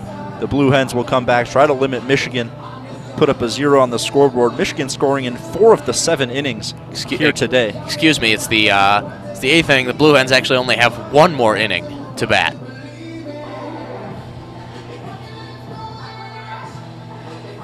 As so far what we've seen from Michigan here today hopefully mirrors what we see from Michigan basketball here tonight, as they've put up 11-0 on the Blue Hens. Michigan basketball hoping for a similar triumph this night against Loyola Chicago and Sister Jean. All right, the weather looks like it has abated a little bit here. The rain has died down. The wind isn't as murderous as it was, but it's still pretty strong. And now we go to the bottom of the 8th. It looks like looks like Blake Nelson's day is done. Looks like the Wolverines are going to call a pinch hitter for him. Number 8, Logan Pollock from L.A. He's probably not used to this kind of weather. Yeah, for Logan Pollock, just like Joe Pace, usually used as a defensive replacement, but Logan Pollock getting an opportunity to get out here today. He normally does not. And he'll come in right here for Blake Nelson. Little interesting pinch hit choice. Pollock is an outfielder by trade, and he's substituting in for Blake Nelson, who started at third today. We did see earlier in the game that he was taking some grounders at third base, so he can play the infield as well as he takes that ball outside for ball 1. And Logan Pollock, the freshman we mentioned, 6'2", 190 pounds out of L.A., hasn't gotten a lot of time at the plate this season. All right. Here's Ludman's second pitch, and it is fouled back. Looks like it's gonna miss Yost, but not by a whole lot. In fact, this is just Pollock's 5th at-bat of the season. He's 0 for 4 so far with 1 strikeout. So getting an opportunity here today as Michigan has put the route on the Blue Hens. All right, here comes the pitch, and looks like it's swung on, and looks like a high pop-up in foul territory. And, Rickacheski not had the greatest day behind the plate. He drops the ball. Oh, my gosh. Rickacheski may need to switch positions after this game. He has put on an absolute clinic of what not to do behind the plate. You can't give him a little bit of a benefit of the doubt because the wind is pretty strong whipping around, but my goodness. But, well, to be fair, Rickacheski has made a few good throws to second base, but he's also made a throw to third base that trickled into left field. Rickacheski's going to have to buy dinner for every pitcher on the Toledo team after this game. All right, and that is popped into short left foul territory. Oh, my God. And there's a collision right there between Hutchins and Nardo, the shortstop and third base, while Chance DeFebo. And that ball drops in foul territory as well. That's two foul balls in a row that Pollock has popped up. Both should have been outs. He's working on his 3rd out here now. That ball dropped right in between Nardo and Hutchins and foul ground down the left field line. The pitcher, Chris Ludman, has to be thinking right now, what do I have to do? I'm going to get 5 outs in this inning. Yeah, but here comes the pitch to Pollock. And Pollock takes it, and the count evens up at 2-2. Now, obviously, the Blue Hens defense has been rough all game, but to be honest with you, this is getting a little ridiculous. That was pretty symbolic of the overall performance today by the Blue Hens defenders. Not great. All right, and now the count has been run full by Pollock. Yeah, that pitch just missed outside. And a good at-bat for Pollock in the end. It'll go down that he worked the count full, although should have popped out twice. Now an opportunity to show what he can do on a full count. Yet another 3-ball count to a sub-200 hitter, and there's a easy grounder to shortstop, and Pollock is finally retired. Well, nothing easy today here for the Blue Hens, but that time it's not Vinny Facone, it's Jordan Hutchins, so you can breathe a little bit easier if you're a Toledo fan. Vinny Facone making a meal of at least 2 grounders here today. That one pretty routine, and Jordan Hutchins made it look like it that time as he retired Logan Pollock. I think that second drop foul ball is more the fault of Diaz Nardo than it was the fault of Hutchins. All right, and yet another pinch hitter, Joe Donovan, is going to come in and pinch hit for... As he swings and misses there, Joe Donovan, pinch hitting right now, has 20 at-bats on the season, is 5 for 20 in those bats, contributing to a .250 average. Excuse me, he's replacing... Miles Lewis. Yeah, Miles Lewis. And, all right, Chris Ludman from the windup. Here's another pitch, and called strike 2, and very quickly Joe Donovan finds himself behind 0-2 in the count. And what we've seen from Ludman so far is that he likes to pound the strike zone. He pounded it against Pollock. He's pounding it here against Donovan. Let's see what he comes back here with 0-2. All right, here it comes, and Donovan lays off, low and away, ball 1. And if you're a Michigan fan here at the ballpark, you can sort of get a sneak peek of who the next pitcher might be for Michigan by who's heading in and out of that indoor facility. And right now it looks like number 24 has come out of there. All right, and another pitch low and away, and the count is evened up at 2-2. And Jesse Franklin's day is also done. In the on-deck circle is Matthew Schmidt for the Wolverines. So Hector Gutierrez, number 24, coming out of the indoor facility. Might be looking at a pinch hit situation later in this game as well. All right, here comes. And called strike 3. Joe Donovan is out. And that's one of those calls right there that you probably only get for Toledo if you're losing 11-0 in the bottom of the 8th. That ball missed pretty low and pretty inside. Wasn't even that close, but Donovan is set down looking by home plate umpire Brian Miller. And now up to bat, as you mentioned, will be Matthew Schmidt. Joseph, when you say Toledo, I'm assuming you're referring to Delaware. Oh, Yes. Yeah, it's understandable. Delaware Blue Hens, Toledo Mud Hens. Mudheads. Yeah. All right, and first pitch, and it's going to be grounded to Hutchins and throw to first, and Schmidt almost beats that out, but I do believe that might be the first 1-2-3 inning here. It is indeed, and a mistake by me calling them the Mud Hens, though their defense has been anything but clean here today. Looked pretty clean in there in that inning on the score sheet, but as we saw those 2 drop foul balls, as it is, Chris Ludman pitches a 1-2-3-4-5 inning, 5 outs, and gets the Toledo Delaware. All right, looks like the rain has picked up once again, and the Wolverines appear to be once again turning to a new pitcher. Looks like the senior lefty from Grand Rapids, Austin Batka. So the Wolverines getting to air out their bullpen here today, up 11-0. Head coach Eric Bakich likes to see what he can get from all of his players. As that will do it for Jack Bredesen, who goes 1 inning pitched, allows 1 hit, and allows no runs. So now in is Austin Batka. He's a senior left-hander out of Grand Rapids, Michigan, as Nick mentioned. 5'11", 180. He's a left-handed thrower. And on the season, Austin Batka, this will be his 2nd appearance. Had 1 other appearance where he went 2/3 of an inning pitched, allowed 1 walk and 1 hit in that appearance, no runs, and 1 strikeout. So really haven't seen much of Austin Batka so far this season. Sort of has that cross-legged delivery that a lot of those left-handed pitchers have. Yes, it allows left-handed pitchers a little bit more deception on their delivery to fool the hitters.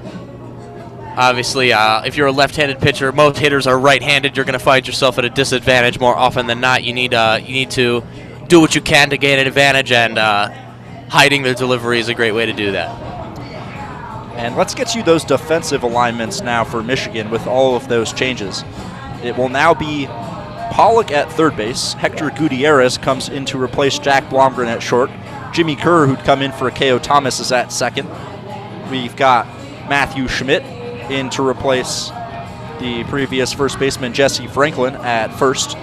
And in right field, we have Dominic Clementi. In center, still Jonathan Engelman. And in left field, we have Joe Pace. And behind the plate as well, we have our second change of the day as Marcus Chavez, the redshirt freshman, comes in to replace the redshirt freshman Harrison Salter, who had previously replaced Brock Keener. All right, so head coach Eric Bakich not making it easy on anyone keeping a score sheet here today. Yeah, leading off the top of the ninth with what appears to be the last inning of the game is catcher for the Blue Hens, Matt Rikacheski. And Rikacheski had a multitude of errors here today. Not much you can do to atone for 3 separate defensive blunders. First pitch, low and inside, taken for a ball. And if you're keeping score of what the stats are at home, Austin Batka right now, because he has allowed 2 runners on, his whip is at infinity level. All right, and it looks like Rikacheski lines it into the outfield straight to Jonathan Engelman for the first out. Initially, it looked like that was going to drop right in front of Engelman, but good play to cover that ground, get there, and make the play. And now 2 outs remain. And Rikacheski squared up that ball, but hit it on the nose right to Engelman, who came in and made the nice running play. And now up to bat will be Jordan Hutchins. Crushed one off the right field wall his first time up. All right, and here's the pitch. And another pitch inside, ball 1.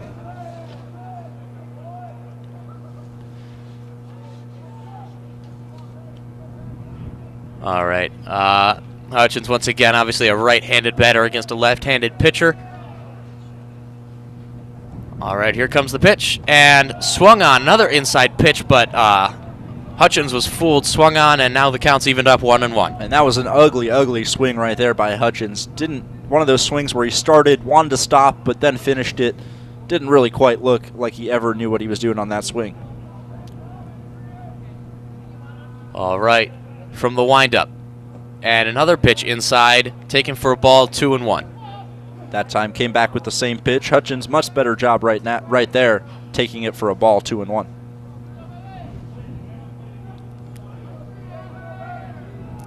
All right, Batka taking the signal. from Chavez from the windup, and another low and inside pitch, and the count is now 3-1. Well, there's not much of a book on Austin Botka just because this is only his second appearance of the season, but he did walk one in that other at-bat, in that other appearance, so has looked a little shaky with his command so far. All right. Botka winds up and delivers, and swung on and missed, and now the count has been filled up by Jordan Hutchins. Nice breaking ball right there in the dirt. Hutchins chased, would have been ball 4. Yeah, the rain coming down again here at Ray Fisher Stadium. All the spectators have allocated to the sheltered areas. And here's the pitch, and it is ball 4, and the Blue Hens will get a base runner here in the 9th inning. Nice piece of hitting right there by Jordan Hutchins. Maybe down 11-0, but don't tell that to him, as in his 2 at-bats, he now has a double and one that he laced right off the right field wall. All right. Here, Botka lines up to face Boren. Eric Boren 0 for 2 on the day, 2 strikeouts and a walk. It's funny, Jim Sherman really not dipping into his pool of pinch hitters so far this game, man. The first pitch called strike 1 on the inside half.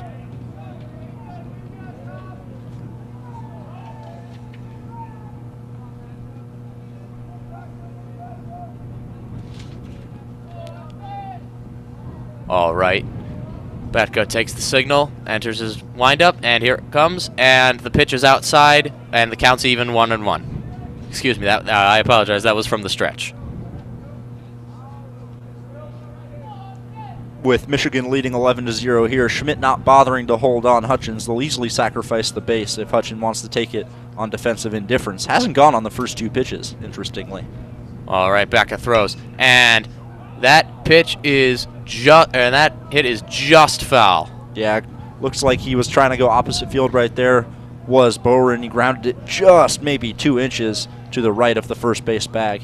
Now he's down the count 1-2. All right. Now the count is 1-2.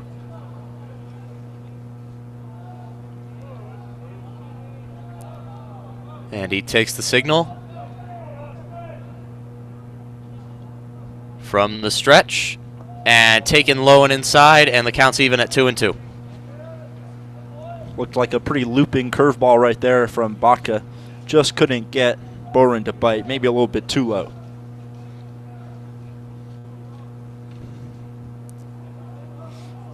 All right, Bowen gets back up there in the box. Chavez makes the signal to Botka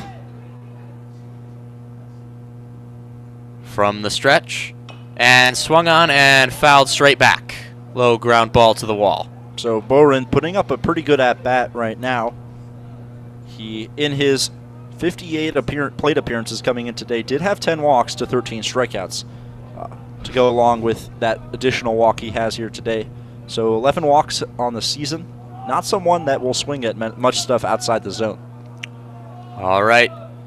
Botka takes the signal from Chavez from the stretch, and another pitch outside, and the count once again is full. Pretty interesting that Jordan Hutchins hasn't just moved up to second, not getting held on at all at first base by Matthew Schmidt, but I guess sort of a moot point down 11-0. All right. Signal taken from Chavez. And here's the payoff pitch. And taken outside again. 2 straight walks. And now there are 2 on, 1 out. And up comes number 1 center fielder, top leadoff hitter, Kevin Mulholland. And Kevin Mulholland will get another opportunity here. He's one of the few Delaware Blue Hens who's looked pretty good here today. Going 2 for 4, has 2 singles. So one of the people that Michigan has not been able to get out so easily. All right, Mulholland steps into the box, and the wind has really picked up right now. And Botka throws and called strike 1. Good pitch right there by Botka.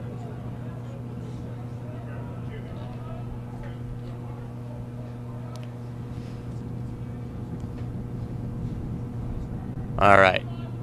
So Mulholland steps up in the box, and signal taken from Chavez, and back up from the stretch. And high and outside, looked like, I don't know if that was a missed target or actually, that must have been a missed target because Don't think they're doing any pitch outs here up 11-0. Nobody's standing on first, so a pitch out would have ended very badly. Yeah, not doing much here up 11-0. Just a missed target by Aston Baca, who struggled a little bit with his command here. All right, here's the throw, and swung on and missed, and Baca finds himself ahead in the count yet again, 1-2. Mulholland swinging for the brick wall out there in left field with that one. Tried to get all 11 runs back in one swing. Ended up whiffing.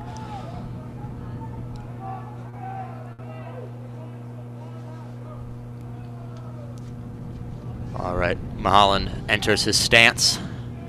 Signal taken from Chavez, and Baca from the stretch and swung on and fouled straight back towards the parking lot. I don't hear an alarm, so doesn't look like any cars were harmed. So the count will stay at 1-2 here for Mulholland. Baca looking to put him away. Got a swing and miss earlier in that bat on what looked like some of his softer stuff, maybe a changeup. I'd go back to it if I were him. All right, Baca from the stretch and outside 2-2. Baca so far doing a decent job of getting ahead in the count. The problem is he's had trouble so far finishing at bats. Went with the curveball right there, so did go with a bit of the softer stuff. Went with the curve. It just got away from him, up and away. And then Chavez makes the signal. And 2-2 pitch to Mulholland. And low, full count. Good at bat here by Mulholland. Once again, another 1-2 count becomes full. Yeah, not paying any attention to the scoreboard. 11-0. Don't tell that to Mulholland. He's still putting up a very good at bat. Having one of the best series here for the Delaware Blue Hens. All right, rain's still picking up. Baca, full count, and called strike 3. And now there are 2 outs. There is 1 out to go before this game is over. Barring, of course. Really nice pitch there on the inside corner by Baca. Absolutely found the black. See you later, Kevin Mulholland. Only 1 out till Michigan extends their win streak to 11 straight games. All right. Out comes Kyle Baker, charged with keeping this game alive for the Blue Hens. 2 on, 2 outs, top of the 9th. And the first pitch is low and inside and in the dirt. Ball 1. Good pick there by Chavez, who hasn't seen a lot of action behind the plate. Scooted over into the right-handed batter's box, actually behind Kyle Baker to get that one. All right. Baker lines up in the box. Signal taken from Chavez. And Baca from the stretch. And once again, inside in the dirt. And he has fallen behind 2-0. Same pitch, same result right there as Baker, who is a pretty patient hitter, willing to take that one. Although Baker is 0 for 4 today.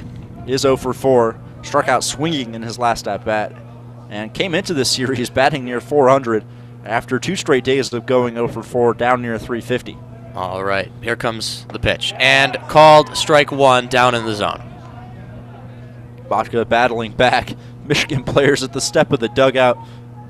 Some of them may be already retreating into that indoor facility, wanting to get away from this rain and into some warmer shelter. All right, Baca steps off the mound. It's a bit of an empty threat considering nobody's standing at the bases. All right, from the stretch, and another inside pitch, 3-1. And what's going on right now with Baca's delivery is that he's falling off a little to the third base side. Does have that crossed. He stands cross-legged on that stance, as a lot of left-handed pitchers do, but he's falling off to that third base side, and he's yanking his pitches just a little bit inside right now, leading him to fall for balls. All right, here comes Baca. And swung on, and it looks like it's going to fall to pace, and the game is over. The Wolverines coming away with a score of 11, with a win of 11 runs to 0. They doubled up the Blue Hens on hits, 12-6, and that's right up against 5 defensive errors committed by the Blue Hens. Absolutely great day. Resounding victory for Michigan as they take it 11-0. The win will go to Ben Dragani. He gets his 2nd win on the season, moves to 2-0. Kyle Hinton will take the loss. He goes to 3-2. Great day overall for Michigan as they continue their great pitching and their great fielding. Sub-3 ERA for the Michigan pitching staff. during this 11-game win streak, and the offense continues to be on fire as they put up an 11 spot on the scoreboard here today, aided in large part by those 5 errors.